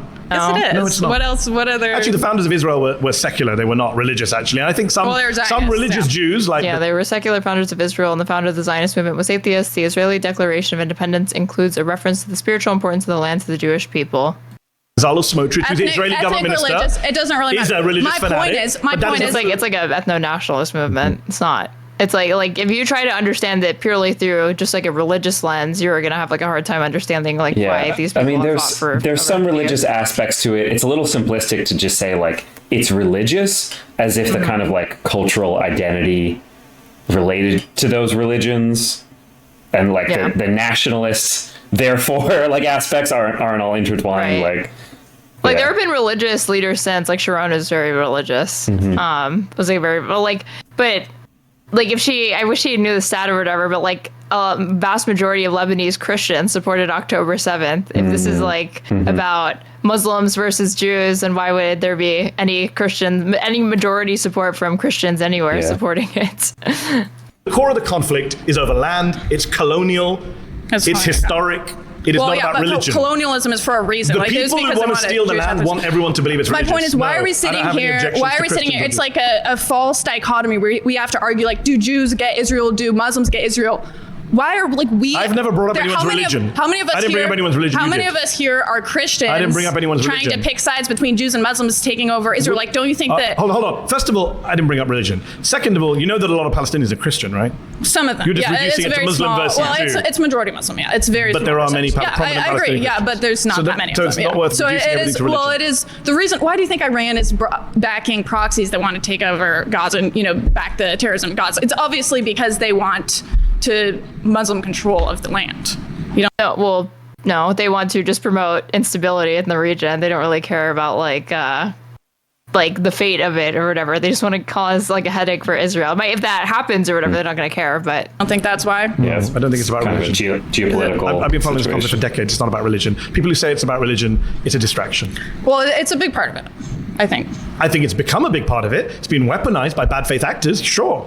But I don't think that's the core. The core is that one group of people are dominating another group of people. What group of people is it? But what group of people is dominating another group of people? One ethnic group is dominating another ethnic group. What ethnic group? Jewish people. Yes, dominating. Arabs. Yes. But I didn't say anything about Christian, Muslim, Jew in a religious sense. And she's also ignoring that, like, again, the majority of the most fervent support that comes from the West, and particularly in the United States, it's like evangelical Christian Zionists, like he already said. It's not like 100% of Jews tomorrow could say, I am anti-Zionist, I dislike Israel or whatever, and there would still be such a stronghold among evangelicals that policy would not be changing anytime soon. It's not really like based on that. It's defined as religion and ethnicity, you know that, right? Well, why do you think that Muslims want control of the Holy Land? You keep saying Muslims. I didn't bring up Muslims. Well, they're Muslim states. Like, what do you think, like, Iran wants to do with the whole Iran? But that's part of the conversation. What do you mean? No, it's not. The conversation is Donald Trump is doing ethnic cleansing, and you agree with me. So I'm not sure why you're still here, to be honest. It's part of the larger context of the conversation. It's a weird debate when you actually agree with me. What I was trying to say is we kind of have this false dichotomy here where we're trying to take the side of the Gazans, which mostly... She's like, I have more anti-Semitic reasons for hating Israel than you do. They're more based, apparently. Come on, buddy, let's hear it. Muslim majority or the side of the Jews to try to decide who gets control over Israel. I didn't say about control. America is a majority Christian country. Shouldn't we be deciding Christians should have control of the Holy Land? I agree. Donald Trump should not, nothing to do with religion. Donald Trump should not be deciding what happens to Gaza. That's my claim. If you agree with me, great. Let's shake hands. Give the seat to someone who disagrees with me. So are you saying, do you think that America should just cut ties with Israel altogether? What's your definition of cut ties? Like stop funding them, stop being their military arm? Yes, I'm on record saying. Okay. Yeah, that was an easier debate. Okay, kind of based, I guess. Whoa. Oh. Like, you got Mehdi Hasan to agree to very superficial terms of agreement that obviously if you actually went in depth that he would disagree with you on, so and not say that you're like an ally to Palestinian people because you don't give a fuck about that. Welcome back, Richie. You really want to be here? First of all, I really thought... Although she actually did play it a lot better than she did in the first one. Oh my God, yes. I'm showing it for the audience, how poorly she did in this one. She actually did. That was like slick maneuvering. I don't know if she's had media training since then, but yeah. With not who you sleep with. Just saying. Got him.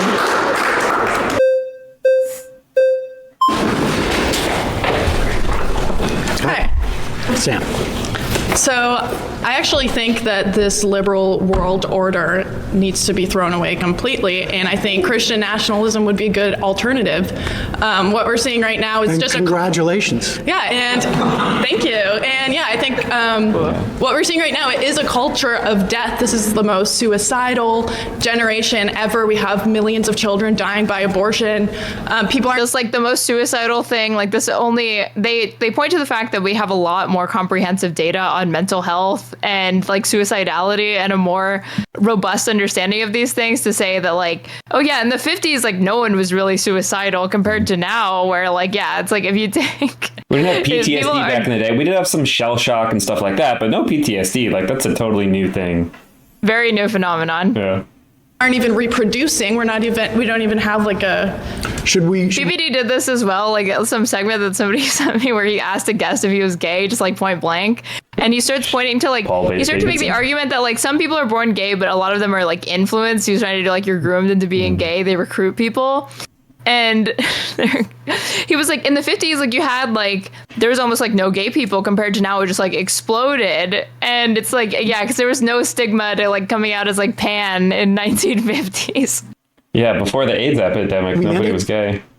Yeah. And everybody's gay. People reproduce? No, I don't think we need to mandate. We can just stop them from killing their kids. You want to outlaw abortion? Yes. Yes. I mean, we have a fundamental disagreement on this, and my claim was that if you voted for Trump, it would be to your benefit if you want to outlaw abortion. I think it would benefit everyone. Yeah, I disagree. I think that that women should have the right to choose. I think that it would benefit everyone to bring back the family unit, to stop having women just thrown into the workforce. Maybe we shouldn't allow women to choose to divorce unless their husbands say it's okay. I mean, I don't really believe in divorce in general, so like, sure. All right. I mean, this I think though reinforces my point that if you are, but it would be better for society. It would be. Thank you for subscribing, Dustin. Better for everybody in society. And same with xenophobic national. Like, what's the problem with xenophobic nationalism? Do you think that's better for Americans in general? Like xenophobic nationalism is better. We should have a coherent culture. Everyone should be a part of the same culture. We should have assimilation. Really disagree with that? Do you get to choose what the culture is? We already have a dominant culture based on European and Christian values and identity. That is a dominant culture. It's rooted in European identity. White. So your argument is that has been the dominant culture. Just to be and clear, we're not letting people assimilate to that. We're saying you should keep your culture, and this is why our culture is so divided. Your argument is that Trump is good for those who want. Bitch is Canadian. Sarah Stock is Canadian and anti-immigration. No way. A dominant white European culture. She can go anywhere she wants. I mean, that is what America is. It's root. Oh, wait. Sarah Stock. Okay, this is like apparently a fucking somebody else. Hold on. Somebody gifted a bunch of subs. Wait, look at my thing. Thank you so much to GeoDissect for gifting multiple Tier 1 subs, gifting 5 different Tier 1 subs to people in my chat. So please enjoy your ad-free experience as well as your emotes. And to anybody else who wants to join like a fucking hype train or whatever it's called, I don't know how this stuff works. You can also become a subscriber or gift subs as well. Rooted in European identity and Christian values. That's what it has been. Would you really disagree with that? What is it then if that's not the identity of America? Well, I think that I forget who, but she's also the GF of one of the B-tier white supremacist content creators. That could be a number of people.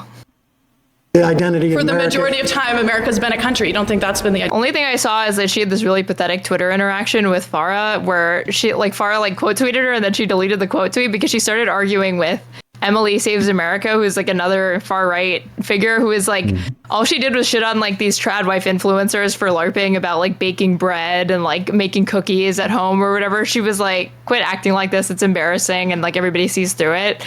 And she wrote a whole article because she writes articles for The Blaze calling her out for this identity. And then randomly when they were fighting, like Emily is just like going like just fucking vicious to her. And she's like, I know I'm not as pretty as you, but like I don't need to like stoop to your level. It was like it was so bad. Well, actually, no, I think. And thank you again, Mr. GeoDessec, for gifting a sub to Alice McGee 44. Actually, the identity of America has been, for better or for worse, a melting pot in that regard. Yeah, maybe since like the 1960s. Even then, even we had this idea of a melting pot literally means assimilation too. It means melting. It means you're assimilating to the dominant culture. Is that not what melting means? No, it doesn't. And now instead we're saying there's something wrong with xenophobia. Culture. No, I mean, look, I got to be honest with you. You and I have a fundamental disagreement. We will never see eye to eye on this. It's a choice. And people, I think what you're expressing, though, is really what the Trump movement at its heart is about. And I think that's problematic. I disagree. I don't think Trump's anywhere close to being a Christian nationalist. That's ridiculous. Trump's basically a Democrat from 15 years ago when it comes to socialism. What's this? Her name is Sarah Stocks. Thought somebody... Somebody said she's Canadian and she's anti-immigrant, but then I searched Sarah Stock and that's the name of a WWE wrestler who is Canadian as well. I don't know if she's anti-immigrant, but this woman has the same name. I mean, maybe. You don't think that he's conservative enough for you? Oh, definitely. Nowhere close. No. He's not xenophobic enough for you? No, he's trying to pour a bunch of H-1Bs. Are you kidding? Right. Oh, so you want to get them out too? Yeah. No, I mean, I think you're making my argument for me. All right. Well, okay. I'm just saying he's not even in there. And Mr. Braindead1, thank you for gifting a Tier 1 sub to Smugbug HD. I am sure that he enjoys it. My next claim is... Okay, we'll go back to it. So, she's upped her game since then. Mm-hmm. That obviously where we started, where it ended up, there's a lot of aggression. I can see in your eyes there's a level of exhaustion from being here. This is where my empathy comes in. Where it doesn't is, when you have a room full of people that do agree with you, we have this opportunity to come together. It's a nice and preamble. You're kind of mocking people when they do. So you mocked Sarah a little bit when you guys clearly had a common interest and goal to reach. So I can tell you're agitated. I want to bring that all down. Hold on, this is her shit.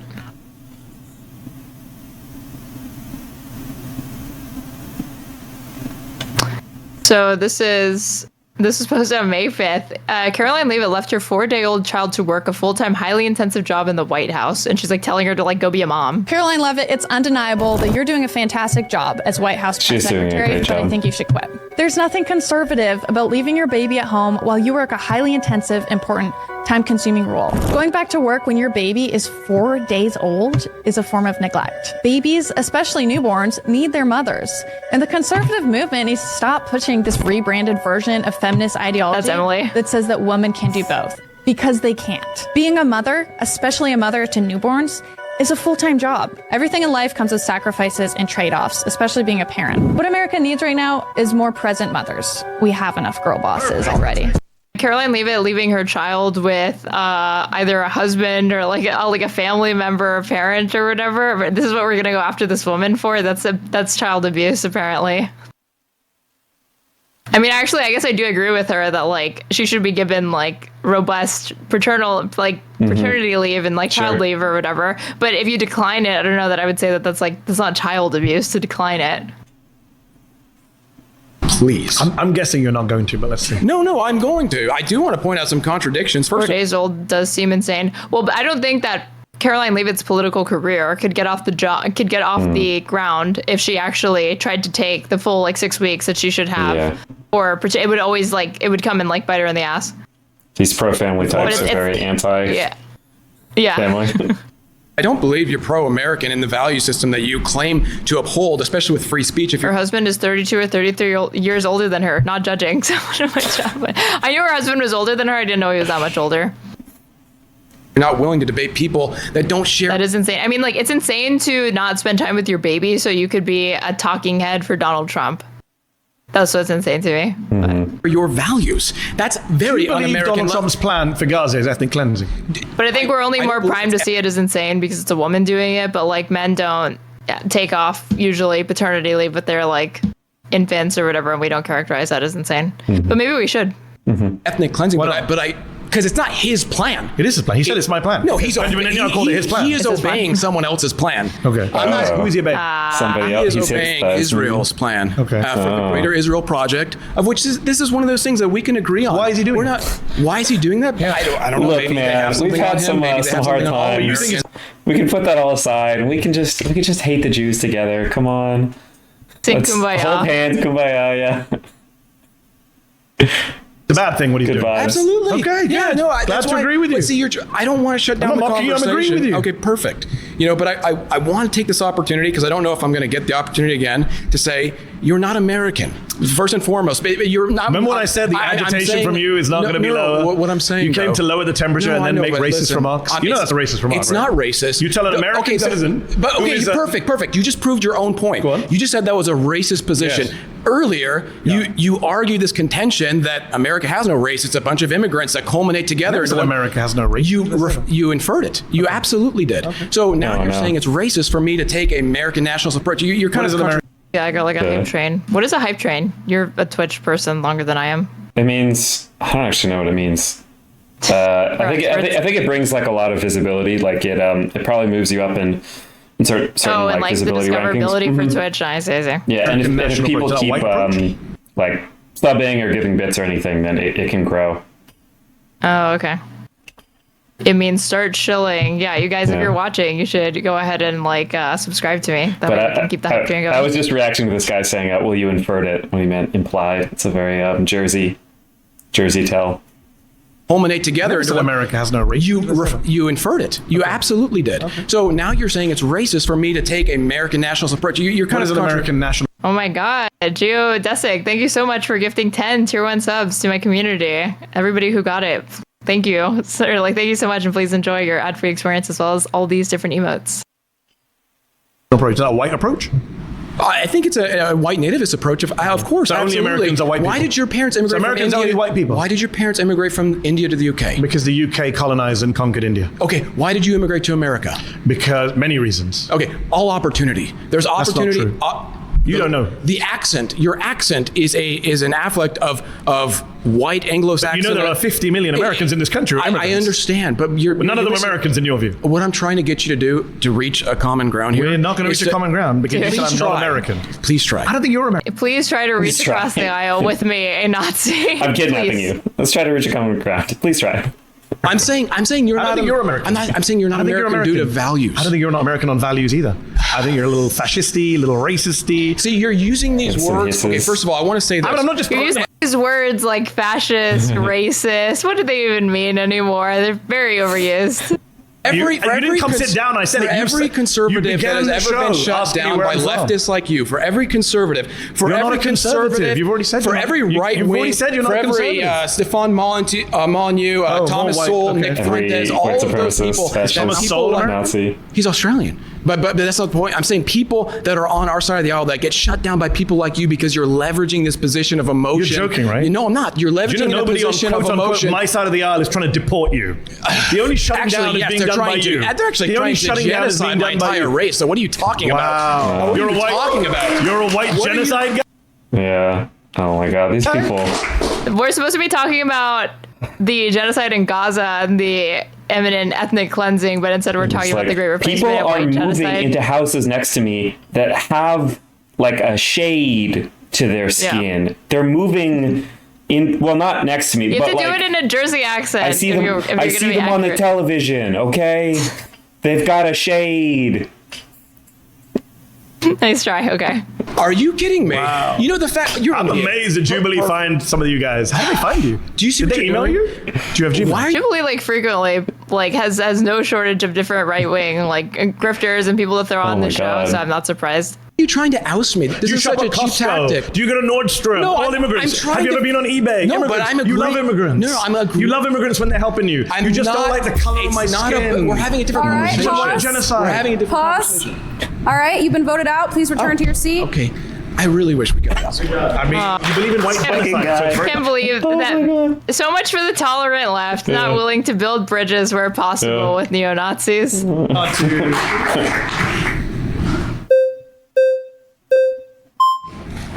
Wow. Okay. This makes it even more pathetic now that Mason has told me it's entirely performative. I don't know. Hello. So I'll switch over to the Gaza thing in a second, but first off, I just wanted to touch on that. You said that you support free speech, of course, right? So what I'm confused about. This dude's aura is very, very low because of how bad his skin is. I'm not gonna lie. Bad is you've refused to debate people that have disagreed with you because you said that they're racist or they're fascist, right? No. If we're gonna do facts, they said they were racist and fascist. Get your facts right before you start arguing. So isn't the whole entire point of a debate to debate people that you don't agree with? I don't debate people who don't see me, A, as equal. No point. Or B, support democracy, because that would undermine the whole idea of the debate. If you don't support democracy, as our friend here doesn't, and support General Franco, then what is the point of a debate? The First Amendment doesn't mean you have to debate everyone. Somebody comes up to you in the street and starts talking to you. You don't have an obligation to carry on talking to them. I'm sure you go about your business. Somebody comes up to you in the subway and sits next to you and starts ranting in your face. So you're not going to start debating. So everybody here in the street, everyone here has hygiene standards, as do you. There are people you wouldn't debate, I'm sure, as well. Okay. So can you please... He has hygiene standards? Are we sure about this? Describe why you think Trump is supporting ethnic cleansing of Gaza just because he wants to take over the land there. How does that not just take over the land, kick out all the people. That is the definition of ethnic cleansing. So isn't ethnic cleansing killing people? Because it seems like you're... he just doesn't know. What? He lacks critical information. It's like forcible transfer. It's not. And by the way, they have been killed. More than 50,000 people in Gaza have been killed by the Israelis, by people like Bezalel Smote, who said recently... He could argue genocide, but he's going with a more...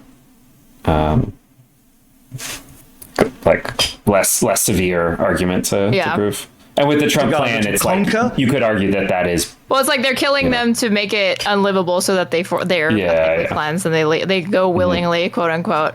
Israeli Finance Minister Bezalel Smotrich was quoted as saying, "Israel will conquer, cleanse, and stay in Gaza to destroy Hamas." I mean, he said a lot more, but remain. Probably more than 300,000 dead, but who is able to count? It's the death toll is at least at 100,000, between 100,000 and 115,000. That 300K thing is coming from like a Harvard study, but that Harvard study has like methodological issues. It wouldn't be 300,000. At least 100,000 have already left the strip and like been ethnically cleansed in or like fled, whatever you want to say. But the starvation it's like higher than it's ever been. Like just yesterday, it was like at the beginning of the day, like 17 people had died from starvation. And then by the end of the day, it was like 50. So it's like going to start erupting at this point. There's going to be like mass death pretty much daily from this point forward. We're going to annihilate the place. We're going to disassemble Gaza, he said. We're going to leave it behind as piles of rubble. That's the guy Trump's funding, supporting. That's the guy praising Trump. So yes, Trump and Smote are ethnically cleansing Gaza. I cannot deny that thousands of people are dying in Gaza, but you need to realize, why are they dying? Is it possibly that they're attacking another country? No, just because the people who are dying are not attacking another country. Just because Israel is killing more Gazans than Gazans are also, just because you attack a country doesn't mean you can do a genocide in retaliation. Israel. It doesn't mean Gaza is righteous and Israel is evil. I never said anything about evil or righteous. Israel I said ethnic cleansing. You said don't have to be killed. I said they are being killed, and the criteria of what's happening to them. If Donald Trump says these people have to leave and never come back, is that not ethnic cleansing? What is your definition of ethnic cleansing? I would think ethnic cleansing is when you're killing off a large part of an ethnic group. That's genocide. You're confusing your terms. Ethnic cleansing is removing one ethnic group. What's a component? Like ethnic cleansing can be a component of genocide, but not vice versa. Deliberate policy by violence or terror inspiring means to remove another population, another ethnic group from a certain geographic area. That's the UN definition of ethnic cleansing. That is what he's doing. When he was asked Donald Trump, can they come back? He said, no, they cannot. That is ethnic. I've heard all these. In fact, people talk about white genocide today. You guys are nationalists. How would you feel if somebody came, a president of France came and told you to leave your land and not come back? Would you not feel you'd been ethnically cleansed from your home? From America? Yeah. Well, because my ancestors were settlers here. Oh my God! They actually Palestinians are not immigrants in Gaza. Again. Holy shit! Why do they think this is the way to go about this? Why? I could argue their fascist points better for them than they can. They are indigenous people to the land. Didn't Israel just give Gaza the land like a few decades ago? No, he's talking about the disengagement in 2005, but that was not. They didn't actually truly withdraw. It was still an occupation. We used to have that land. I'm pretty sure you're wrong. They withdrew from 2005 from the land, but controlled the air. And they gave it to them in 2005. No, they don't give it to them. They control. Israel withdrew from Gaza in 2005, but still controls its border and airspace. What do we call that? And water and electricity. Yeah. Control the air, imports, the sea exports, space, blockade. the borders, the population registry. They controlled what went in and out. Even into international waters, an open air prison. That's not giving them freedom. Don't they have a border with Egypt and then the Mediterranean Sea? And and Egypt also helps maintain it. But it's like Egypt wouldn't do it if Israel wasn't doing it. They wouldn't unilaterally maintain the blockade. Israelis and Egyptians work together because Donald Trump and Joe Biden and Barack Obama. Yes, they're funded by the United States. Did you know that Muslim countries do bad things too? No, I know that they do bad things. Okay, so we're in agreement. All right, pause. You've been voted out. Please return to your seat. Nice to meet you. This was just like several minutes of this guy not knowing what words mean. Yeah. Oops. It was really just like Mehdi Hasan like explaining what different terms that he like would bring up meant. He should have grokked it while he was waiting. No one. Great. Hello, sir. Welcome back. Okay. See you again, Mehdi. All right. So I agree that Trump wants to do a cleansing, but not an ethnic one. Because that area requires a lot of cleansing. God, I wish this guy was just selling that was snake oil or taught from something. early childhood age to hate That'd be so Jews, lovely. Christians, and pagans. You need some serious re-education. Number one, that's not true. And number two, that's not what he's proposing. Well, I mean, most Palestinians, by a polling number, do support Hamas. They support resistance. True. If elections were held today, 43% of active voters say they'll vote for Hamas, 28% for Fatah, 8% for third party, and 19% are undecided, according to a poll conducted by the Palestinian Center for Policy and Survey Research. But the most popular person is Marwan Barghouti, who's like a Palestinian resistance leader that's like in prison or whatever. But like, I mean, he may be released. But and the former, but like their favorite, like they would vote for them, but their favorability is like lower than it's ever been because this is already like out of date. It's still like it's in 37% and like dropping. Yeah, and the former head of Israel's Shin Bet, like their FBI and national security said that Marwan Barghouti should be freed to like be turned into the leader of Palestinians. Yeah. What did they do in the first place? Also, we're talking about how like Palestinians need to be re-educated to not hate people, while Israel is the one perpetuating the genocide, like killing these people for not being Israeli Jews. They're in this what you call open air prison. Great question. What did they do to deserve being occupied? Well, here's the thing: because the Islamic Republic in Iran is using them as a tool. What has Iran got to do with this? As a tool for their Islamic expansion. When did the Islamic... Because they don't, hold on. When did the Islamic Republic of Iran... You're Iranian American, yes. I believe. Yes, I am. When was the Islamic Republic... I don't even know, like, because it's, like, in the religious aspect, it's, like, such a tertiary aspect of this. Like, most Iranians are Shia, no? Isn't Hamas Sunni? Or vice versa? I don't think that they're the same factions or whatever. So this whole, like, they want to establish the same sort of Islam. Like, no, they don't. I don't even know if that's true. Republic of Iran founded? 1979. When was Gaza occupied by Israel? 19... Well, the very first 67. time, 67, yeah. So can we do the maths together? 12 years before the Islamic Republic of Iran existed, Israel was oppressing, occupying, dispossessing the people of Gaza. So your argument makes no sense. Were there any terrorist organizations at the time? The PLO was considered a terrorist organization by the entire Western world. All right, so was Hamas there? Hamas did not exist till the 1980s. Exactly. My point is, after the Islamic Republic came, it became chaotic because the Islamic Republic started to... Yeah, Iran is majority Shia and Hamas is Sunni. So I don't think that, to the extent that Iran is interested in funding Hamas, it's not because they're interested in spreading their like Islamic doctrine. They disagree. Use the so-called innocent Palestinians for their own so-called innocent Palestinians. You don't think Palestinians are innocent? Not all of them. Because but what about the 17,000 children who were killed? They're doing the 17,000 children were killed. Were they not innocent? Were they not innocent? Who's responsible for that? Israel, who dropped the bombs. Hamas is responsible. Hamas is responsible for hiding in hospitals and making tunnels underneath. So those when hospitals. children are shot in the head by Israeli snipers aren't responsible for that. Look, it's a simple question. Here's the problem: when Israeli snipers shoot Palestinian children in Gaza in the head, as eyewitness testimony and doctors' testimony proves, that's not the fault of the Israeli snipers. This is the problem, because when you have the problem is you won't answer the question. I'll ask you a third time. When Israeli snipers shoot Palestinian children in the head, is that not the fault of Israeli snipers? Well, you got to let me finish. No, you got to answer the question. Fourth time. Well, when Israeli snipers shoot Palestinian children in the head, I will get to your we're running out of time. I need to know what you think about innocent children. Because what you said was pretty outrageous. You said so-called innocent Palestinians. For the fifth people are like no match. He's just like steamrolling them. Time when Palestinian children were shot in the head by Israeli snipers. Is that not the fault of Israeli snipers? What did those children do? What did those children do? Dude. What do those 5-year-old children do? What are those? Yeah. Or 10-year-old. And this was like, this is like an argument that I had. I think I had this argument with like Destiny a while ago. I feel very vindicated now. But this idea that's like, oh, well, you know, a 14-year-old in Gaza, they could hold an AK and they could be like a soldier or whatever. It's like, well, don't you see how that's worse? Don't you see how like I mean, this is like, it's literally the meme of like describing like a Palestinian like 13-year-old boy, and it's like they're describing like a Hamas super soldier versus like an IDF member is like being described as like kidnapped from a tank, or they're just children. Kidnapped from a tank. Jesus. Doesn't deserve to be shot in the head. Because the problem is, you know, millions of people are watching you say they start brainwashing children. They start brainwashing children at a very young age. So you support this guy straighter just who are you? Who are you? Somebody in my chat is asking. Hi, I'm Socrates over here at Socrates TV. I'll type on Twitch and on YouTube as well, but I don't think you're live on YouTube. Probably just live on Twitch. Yeah, but I have a YouTube channel, Real Socrates. I'll put it in the YouTube.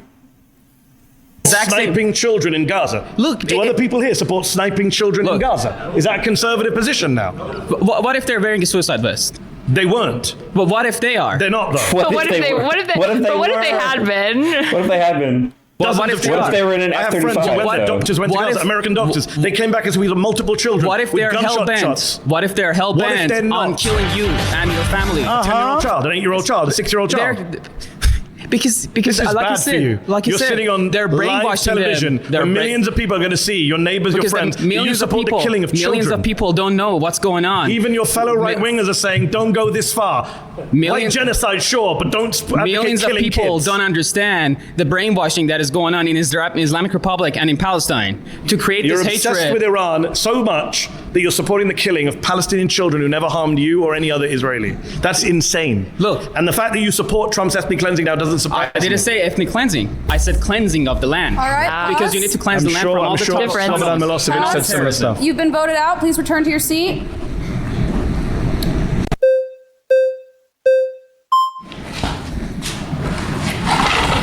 How you doing? Good to see you again. I'm good seeing you too. Oh my God. First thing I'm going to say is I'm not down for Israel. Okay, that's the first thing I'm going to say. Okay. And I don't like when you come up here and you use the type of rhetoric that you do. You talk like all of these like left-wing positions, and then you go to the last part, which is I don't support ethnic cleansing in Palestine. I think you're doing a huge disservice to pro-Palestinians when you start allying yourself with all these progressives. I don't think it looks good.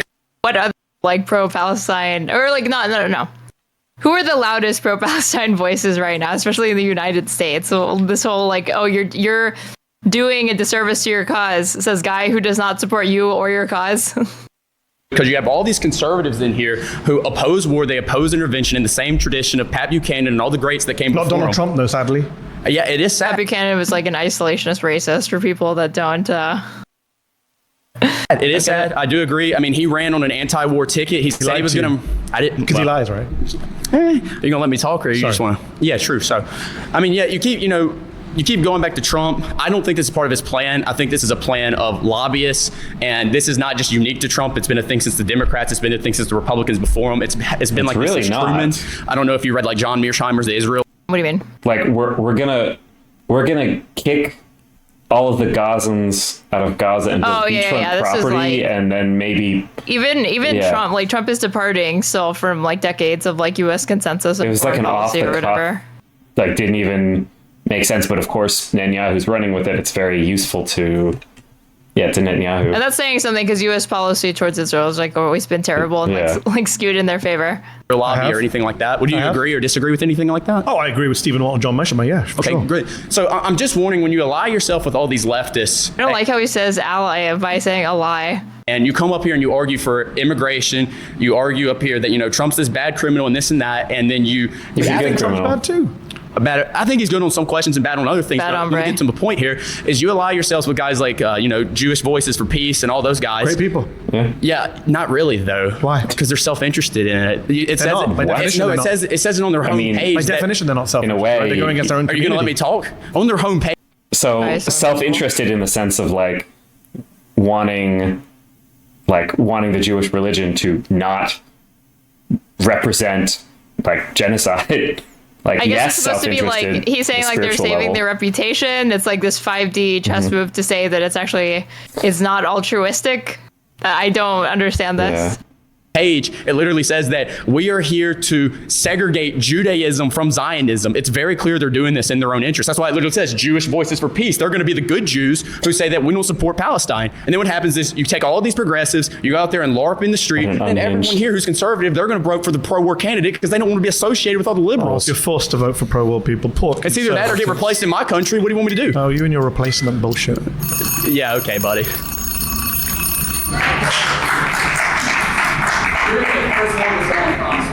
Oh wow, there's 3 people so far. Let's keep counting.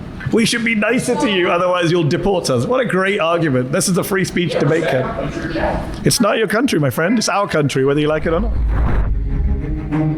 This is where you choose somebody to do like 10 minutes.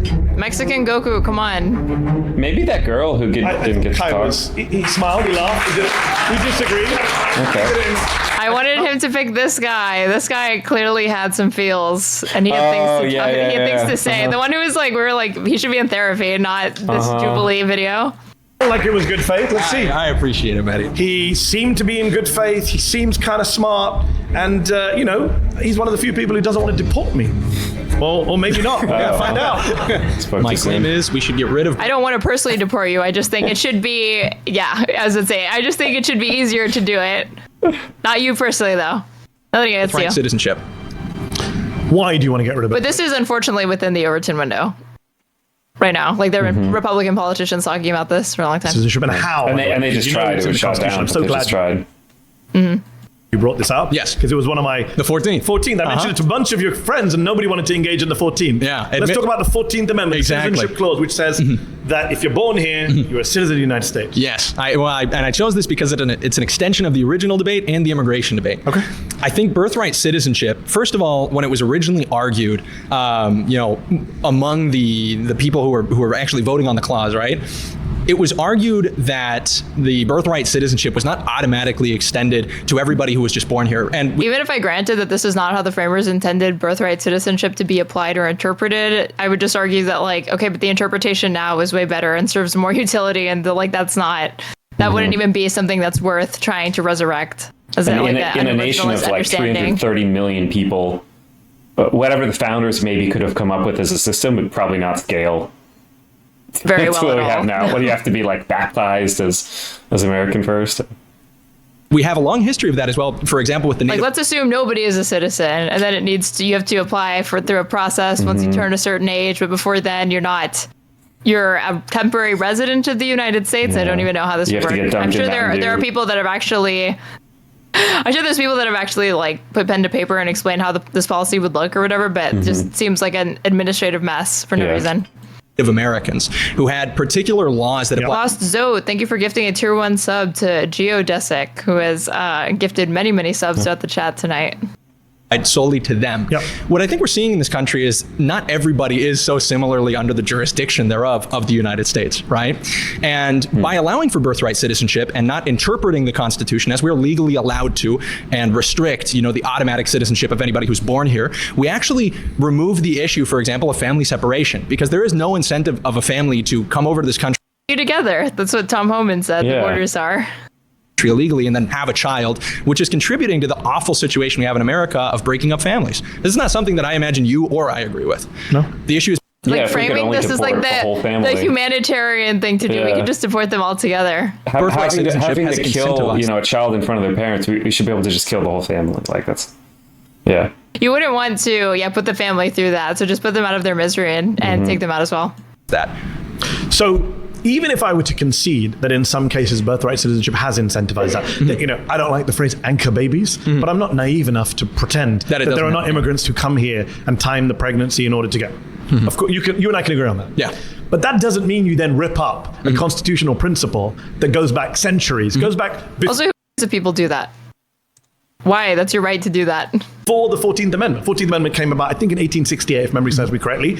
But the principle underlying it is actually from another country, the UK, ancient English common law, right? So this was always the case. The 14th Amendment, as you know, because you seem well read, came along and codified what was already a principle in American and English law, that if you're born in the country, you are a citizen. Now, you mentioned the point about jurisdiction. There is that little bit in there where it says subject to the jurisdiction thereof.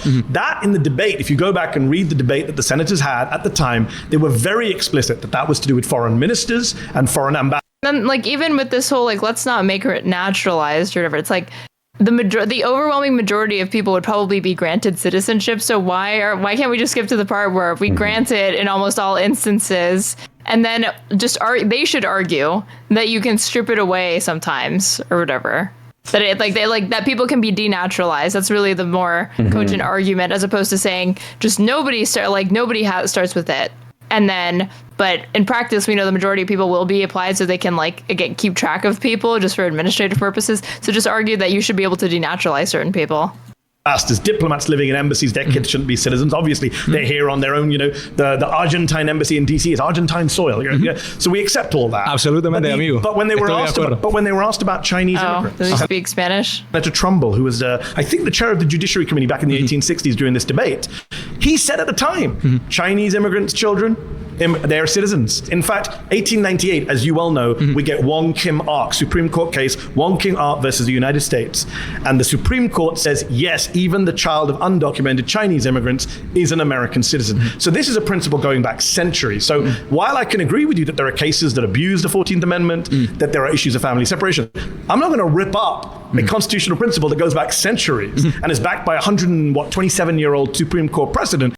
He argued that the Constitution's a means to an end, so he's arguing from a framework that he already disagrees with.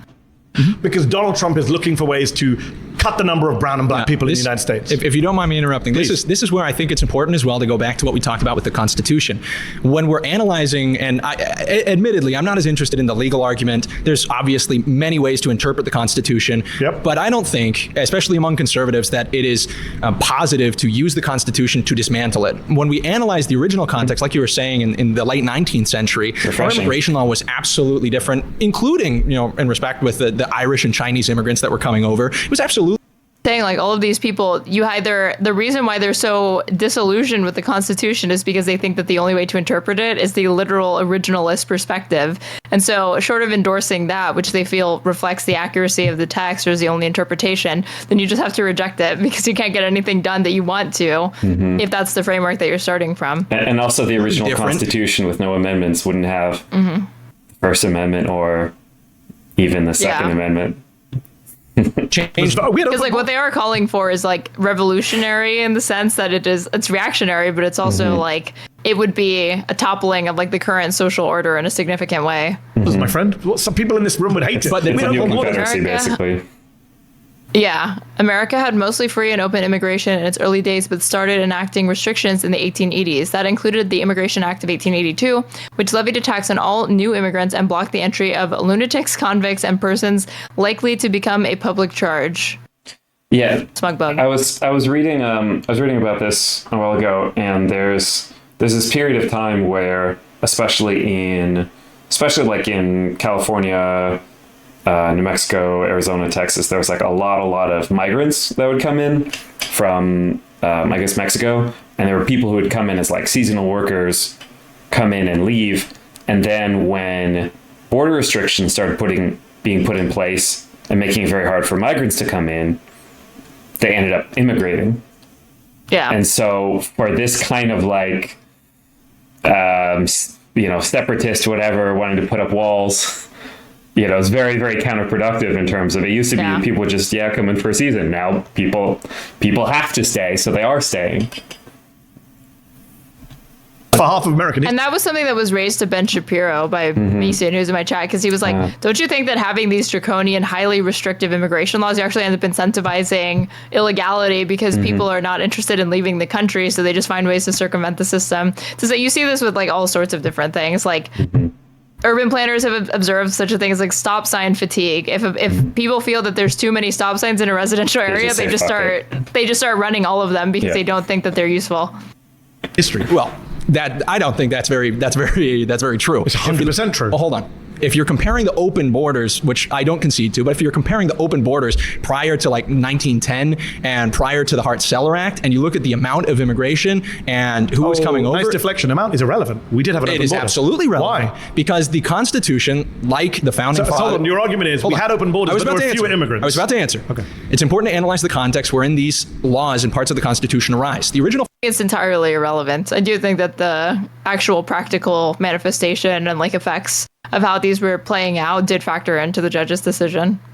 And as far as like how the judgment is rendered, it's neutral on that question. So you can argue that because they don't bother writing it into the ruling, that there's no need to factor it in. But I do think it's strange to think it didn't have any impact on like how they went about deciding it. Founding fathers said the Constitution was made only for a moral and religious people and is wholly inadequate to the government of any other, which means the people that wrote this document understood that it would not be able to properly... Super secular people, but let's just be clear on that. Oh, no, that's not true. They were deists. A lot of them were super secular. The majority were deists. But they were secular. Secular doesn't mean atheist. You know what that means. I understand that, but deist doesn't mean secular or atheist. It means they believe in a God, but not a God that's particularly present. I didn't say anything about whether they're deist or theist. I said they're secular. Okay, these people are like debate perpetrary right now. Secular means you separate church and state. Okay, well, we could even talk about that. That's a perfect example. You're going to run out of your own time making your argument, which you haven't made so far. I understand, but the separation of church and state is now completely differently understood than originally proposed. Thomas Jefferson, who talks about the wall of separation, which doesn't even exist in the Constitution, understood it in a different Supreme Court precedent, as you well know. Yeah, sure, but the precedent of the last 100 years, wherein the country has been completely different from its founding, should not overrule the original intent of the people who wrote the document that you and I are both citing. Okay. Which means, but I'm not locked into what the people who wrote. We've had amendments to the Constitution. You know that, right? I understand that, and this is our fundamental disagreement: is that I don't believe you think you can read the minds of people in the 1770s. That's not true. And I'm stuck. I just believe this country ought to be more like the country we originally had, and I don't think that's your opinion. You're entitled to it. I understand that, but there's a factual basis to it. Well, let me try to see what you believe. Okay. If we are voting on these constitutional amendments, if we are interpreting them, and our interpretation becomes absolutely, let's say, a 180 from what the original intent of the authors of that document is, are you in favor of that? I guess it depends on the issue. Said that they expected the document, like the people that inherited the Constitution, to view it differently. Hold on. The framers of the Constitution. I mean, we created an amendment to outlaw slavery in a lot of circumstances. Like, I mean, there's some things we did that were, maybe contrary. We made it so that women could vote. We made it. And I don't just mean like the amendment process. I was like, there are arguments, like there were statements made by the framers saying that like you wouldn't expect it to not be like a living document in a lot of ways. Yeah. Okay, I would say no matter what. For example, the Second Amendment, which we kind of danced around, has not been come up here and there. Yeah. You know, the debate about the Second Amendment is the fundamental debate is founders intended the Constitution to be changeable, but if you showed them the current population of America, they'd be originalists. side says it's unlimited, and the other side says, no, what they meant. Well, the founders also had they had built in the guardrails for that because there were a lot more undemocratic aspects of the Constitution in the first iteration of it. Was the militias. Yeah. They didn't, and they had muskets. They didn't mean AR-15s, right? So we can have that endless debate, which I really don't care for about that. But to come back to your point about the constitutional principles, the 14th Amendment comes along in the 1860s. So it's pretty old. It's not as old as America, but it comes along. And it's been around for 150 years. So if you want to get away with it, it was around before 150 million Americans. And I'm saying it was around before the United States was even created. It's part of ancient English common law. If you're born in a place, you're a citizen of that place. Unless you're the child of a foreign diplomat or on a Native American reservation. English common law did not exist simultaneously as millions of people coming across the border in a year. Just to get to principles, your argument is numbers change everything because we've got so many more people. Not solely, but absolutely. Okay. The demographics of your immigration absolutely change it. Yeah. Can I ask you a question? If you got rid of I mean, there's a sleight of hand there because he said the numbers and then he said the demographics. Those are not the same thing. You could have an influx of immigrants from all over, and it's not necessarily going to skew the demographic balance in any particular way. I think if there had been Mexican immigrants into the UK, then they clearly would have shut that down, right? So come on, Mehdi, you can't use that as an example. But if you got rid of the 14th Amendment, what would be in its place? I think a citizenship test would be fantastic. What age? I wish. What age? I think we could administer it in high school. To everyone? Sure. Or just the immigrants? No, everybody. Pretty sure I looked this up the other day because Drew was saying he was spiritually American. He said he was more American than Soren, and so we pulled up a citizenship test, and he couldn't even name We the People. When asked, and then apparently only 37% of Americans would pass a citizenship test. So. Suddenly becoming an only East Asian nation. Or East and Southern nation. And then if you fail it, you denaturalize white American native born. Maybe you can't get a government job. Denaturalize that dude. I think there's plenty of benefits that the government offers people that you should not be able to receive. I'll tell you this, right? This might sound bad, and I don't think people care for me anyway. So let me say something you might not like. Nobody would pass it. If you have a high school immigration citizenship test for everyone. I think people will take citizenship more seriously. I'm guessing the immigrant kids are going to outperform the white kids, and you might actually end up denaturalizing some of the white kids, and then people here will be really... Good point that I don't ever hear brought up, that because they probably would be more studious and because then it's this to me just reminds me of poll taxes or all these different stupid tests that they use to disenfranchise people. What you're doing is you think you've set up a system that's going to skew to favor the native quote unquote majority white population. But like Mehdi's saying, depending on how it plays out or whatever, it's entirely possible that immigrants would be more diligent about being able to pass it with flying colors or whatever, because the white people will assume that oh yeah, I'm definitely going to ace this. I don't need to study. Really upset. And hold on. Well, and I like to be consistent about test, this. And then you would play lacrosse, so that's how they would fix it. Yeah. But what I think it would do is it would give everybody a larger sense of the importance of citizenship. So you would say no one born in this country is a citizen. No one. Automatically, no. Automatically, no. Wow. I think. Make immigrants and women the citizens because native boys are the worst in school. Native white boys, he means. Yeah. I think we could extend that. People who have a heritage in the country. What are they until they pass the test? Undocumented? I suppose, yeah. They are not able to receive government benefits. They're not able to receive government benefits. They're not able to apply for these jobs. But their parents are citizens. Okay, well, hold on. We're talking here about the way that we would implement it. Yeah, it's pretty important. If you're trying to get rid of the 14th Amendment, I'm going to ask about the practicalities of it. And we're not Trump's doing it right now. And I'm not going to be able to explain it to you in 10 minutes. But what I can explain to you is that right now in this country, we have a crisis of people not... I don't accept that. Hold on. We're not understanding what citizenship is. The way that you've referred to citizenship makes everybody who hasn't come to the United States an undocumented American citizen until the time they come over here. That's how a lot of countries are, right? You know that birthright citizenship is operated by multiple democracies around the world. I know Trump lies and says, we're the only country that does it. He lies. That's not true. Multiple countries have Do you think it ought to be that way? Do you think everybody in the world is an undocumented American? Hold on. Well, or undocumented Canadian, or undocumented Brit, right? Or undocumented... Sure. Well, I'm an American, so I say America. But yeah. But I'm saying, right, the principle is you immigrate. We have free movement of people around. I support free movement of people around the world. But do you believe they're all... Are you Kim Jong-un? You think people should only stay in one country and never leave and be blocked from leaving their country? I think that's a very illiberal and conservative position. I think there's a big... Libertarians There's big room to move between being Kim Jong-un and saying that... Not really. Hold on. In practical terms, if you accept... I get one side. I want to give the other. There's a big room to move between being Kim Jong-un and saying that everybody in the world is an American. They're just not on our soil yet. I think being an American citizen... That's a ridiculous statement, right? Because everyone in the world is not heading for the United States of America. Yes, yeah, but... In fact, right now, numbers of people coming in are dropping off. But the idea that you are supporting is that the moment you come to this soil, and that you're born here, you become an American. And so I'm not saying at the moment you come to soil, you become an American. I didn't. I had to do the test. Right? Okay. I had to do the naturalization process, which is guaranteed by the 14th Amendment. But the 14th Amendment also says if you're born here, then you automatically get it. And I'm not saying, I think the problem we have, it's a hill I'm going to die on. The problem we have is we don't appreciate citizenship. The problem is that when you talk about immigration like we did before, agree on that. when we talked about everything before, what were we talking about? We were talking about products. We weren't talking about practices or perceptions, which is really what immigration is about. Can I agree with you? We don't in this country value citizenship enough. I agree. I think we should encourage people to have more civic. The guy who said he voted understand as American a troll. Oh yeah, he appreciates citizenship the most.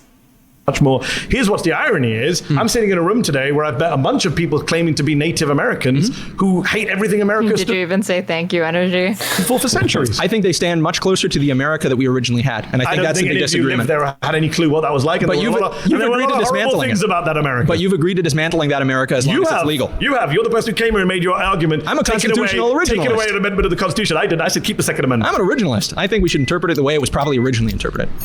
All right, guys, that's time. Nice to meet you, Kate. Thank you very much. Appreciate it. I thought it would be an interesting exercise in trying to understand what genuine far-right conservative folks think, and it was kind of disturbing to see that they think what I thought they think, and they were happy to say it out loud. I am disappointed that I had to sit across from people who believe in white genocide, who believe I'm not a citizen. Multiple people here said I should be deported. One of them was even the child of immigrants, which I found bizarre. Obviously, we were way outclassed. Like, we're not professional debaters. I don't think anyone in this room was, maybe one or two people. And clearly, Manny, he does this for a living. Right, he's a journalist, so he's really good at what he does. Mehdi Hasan was pretty good at taking cheap shots, trying to derail people from their arguments. Cheap shots, like pick me against some of the people. You validate yourself with people who want to kick you out of the country. Which is irrelevant. I think one person said as he walked off, "You'll be the first to go," which is ominous and racist. I think that was disheartening and particularly discouraging because it just felt like it was fitting into a stereotype that we're trying to fight against, which is like we actually have arguments, we can provide good reason, and that rhetoric just pushes that far away. I am, I guess, a far-right Republican, but as I learned today, not as far-right as I thought I was. Someone gets up and they're just like, yeah, I mean, I guess I just want to have like autocracy forever and Christian nationalism, or just being like, yeah, I'm racist. And to me, that's very foreign of a concept. While I didn't, disagree with most of the people in the circle, it did bother me at times, to see them say mean things. There's not really a reason to do that. But it also upset me when Mehdi said, I'm not willing to debate with those people. Free speech doesn't mean you need to give credibility or oxygen. Like someone the N-word versus saying, I don't want to hang out with someone who's going to call you. I hear Mehdi's point about not giving them a platform, but the thing is, if you stop giving them a platform, they don't just go away and change their mind. And then you tell the rest of society, no one exists who thinks like that. And that's not true. I do like to debate people, even people I disagree with. I try and avoid bad faith folks. I think some of the folks today were bad faith. I'm anti-conservative, right? I don't support conservative views on taxation. I don't support conservative views on immigration. But the people here today were way beyond conservatives. This is open authoritarianism.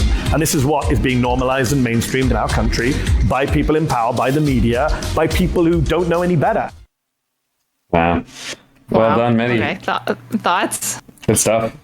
Mehdi sweep. Mehdi W. Yeah, I mean, he didn't know that he was going to be debating people that were this like far off, because again, he was told he was going to be debating like far right Republicans, but like almost all of those people are like, I don't agree with Trump. Trump's not far enough. I don't even like the Constitution. Like, I don't care about that. So. But then there were some who were like, oh yeah, no, that is ethnic cleansing and it's not good and he shouldn't do that. And I they're anti-Semites, so on that they were willing to come at it from a different way.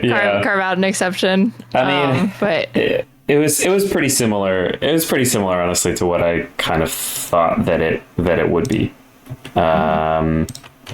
Yeah. Because they technically fall under this. Right? Yeah. I mean, I thought it would be this pretty outlandish stuff, and especially,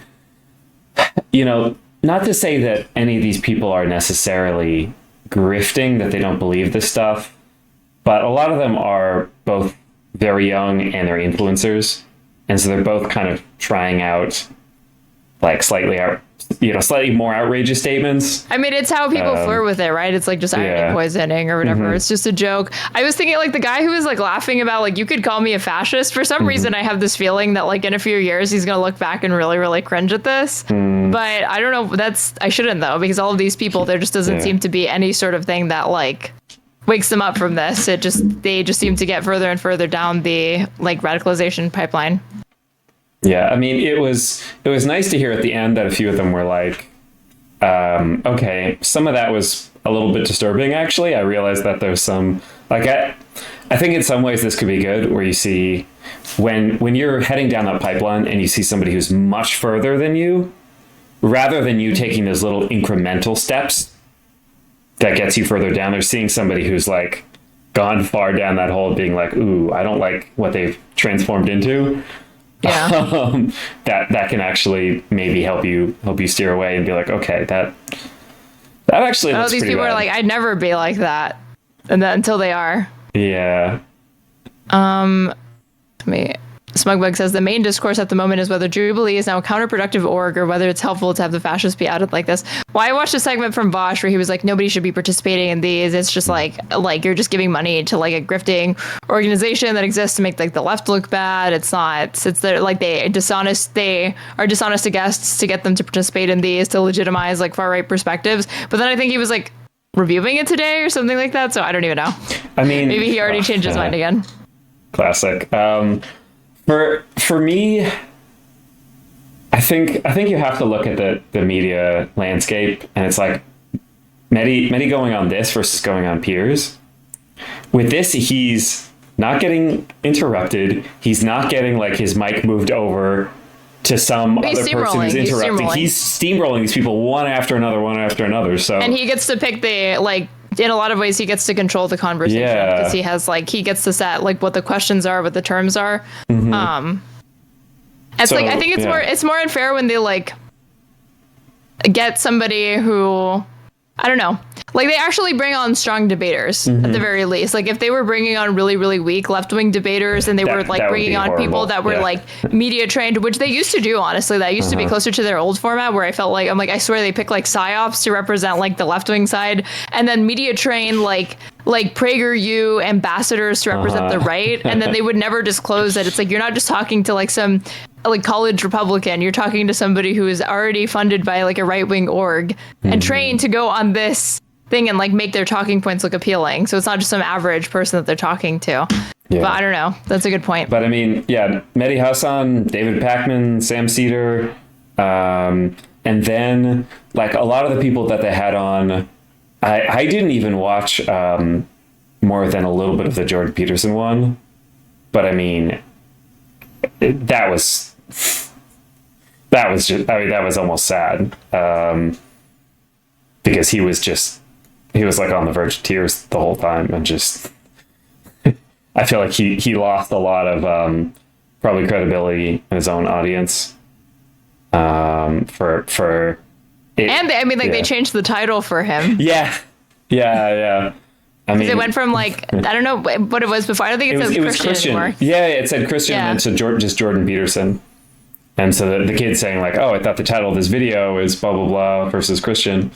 It kind of revealed some of the grift where he's like, look, from like a symbolic perspective, I think there's a lot to taking on the mantle of a savior, which is similar to Jesus. And, you know, I'm not a Christian exactly, but I do see myself as God. So, you know, like, but he's not a Christian in the way that like some of his audience probably wants him to be.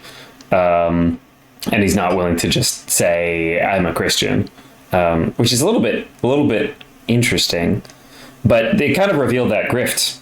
So like, you know, he couldn't handle that. He was getting demolished. Ben Shapiro, did he go on a couple times in the last like year? What was his name? Who one of our Twitch politics club was there? IRI.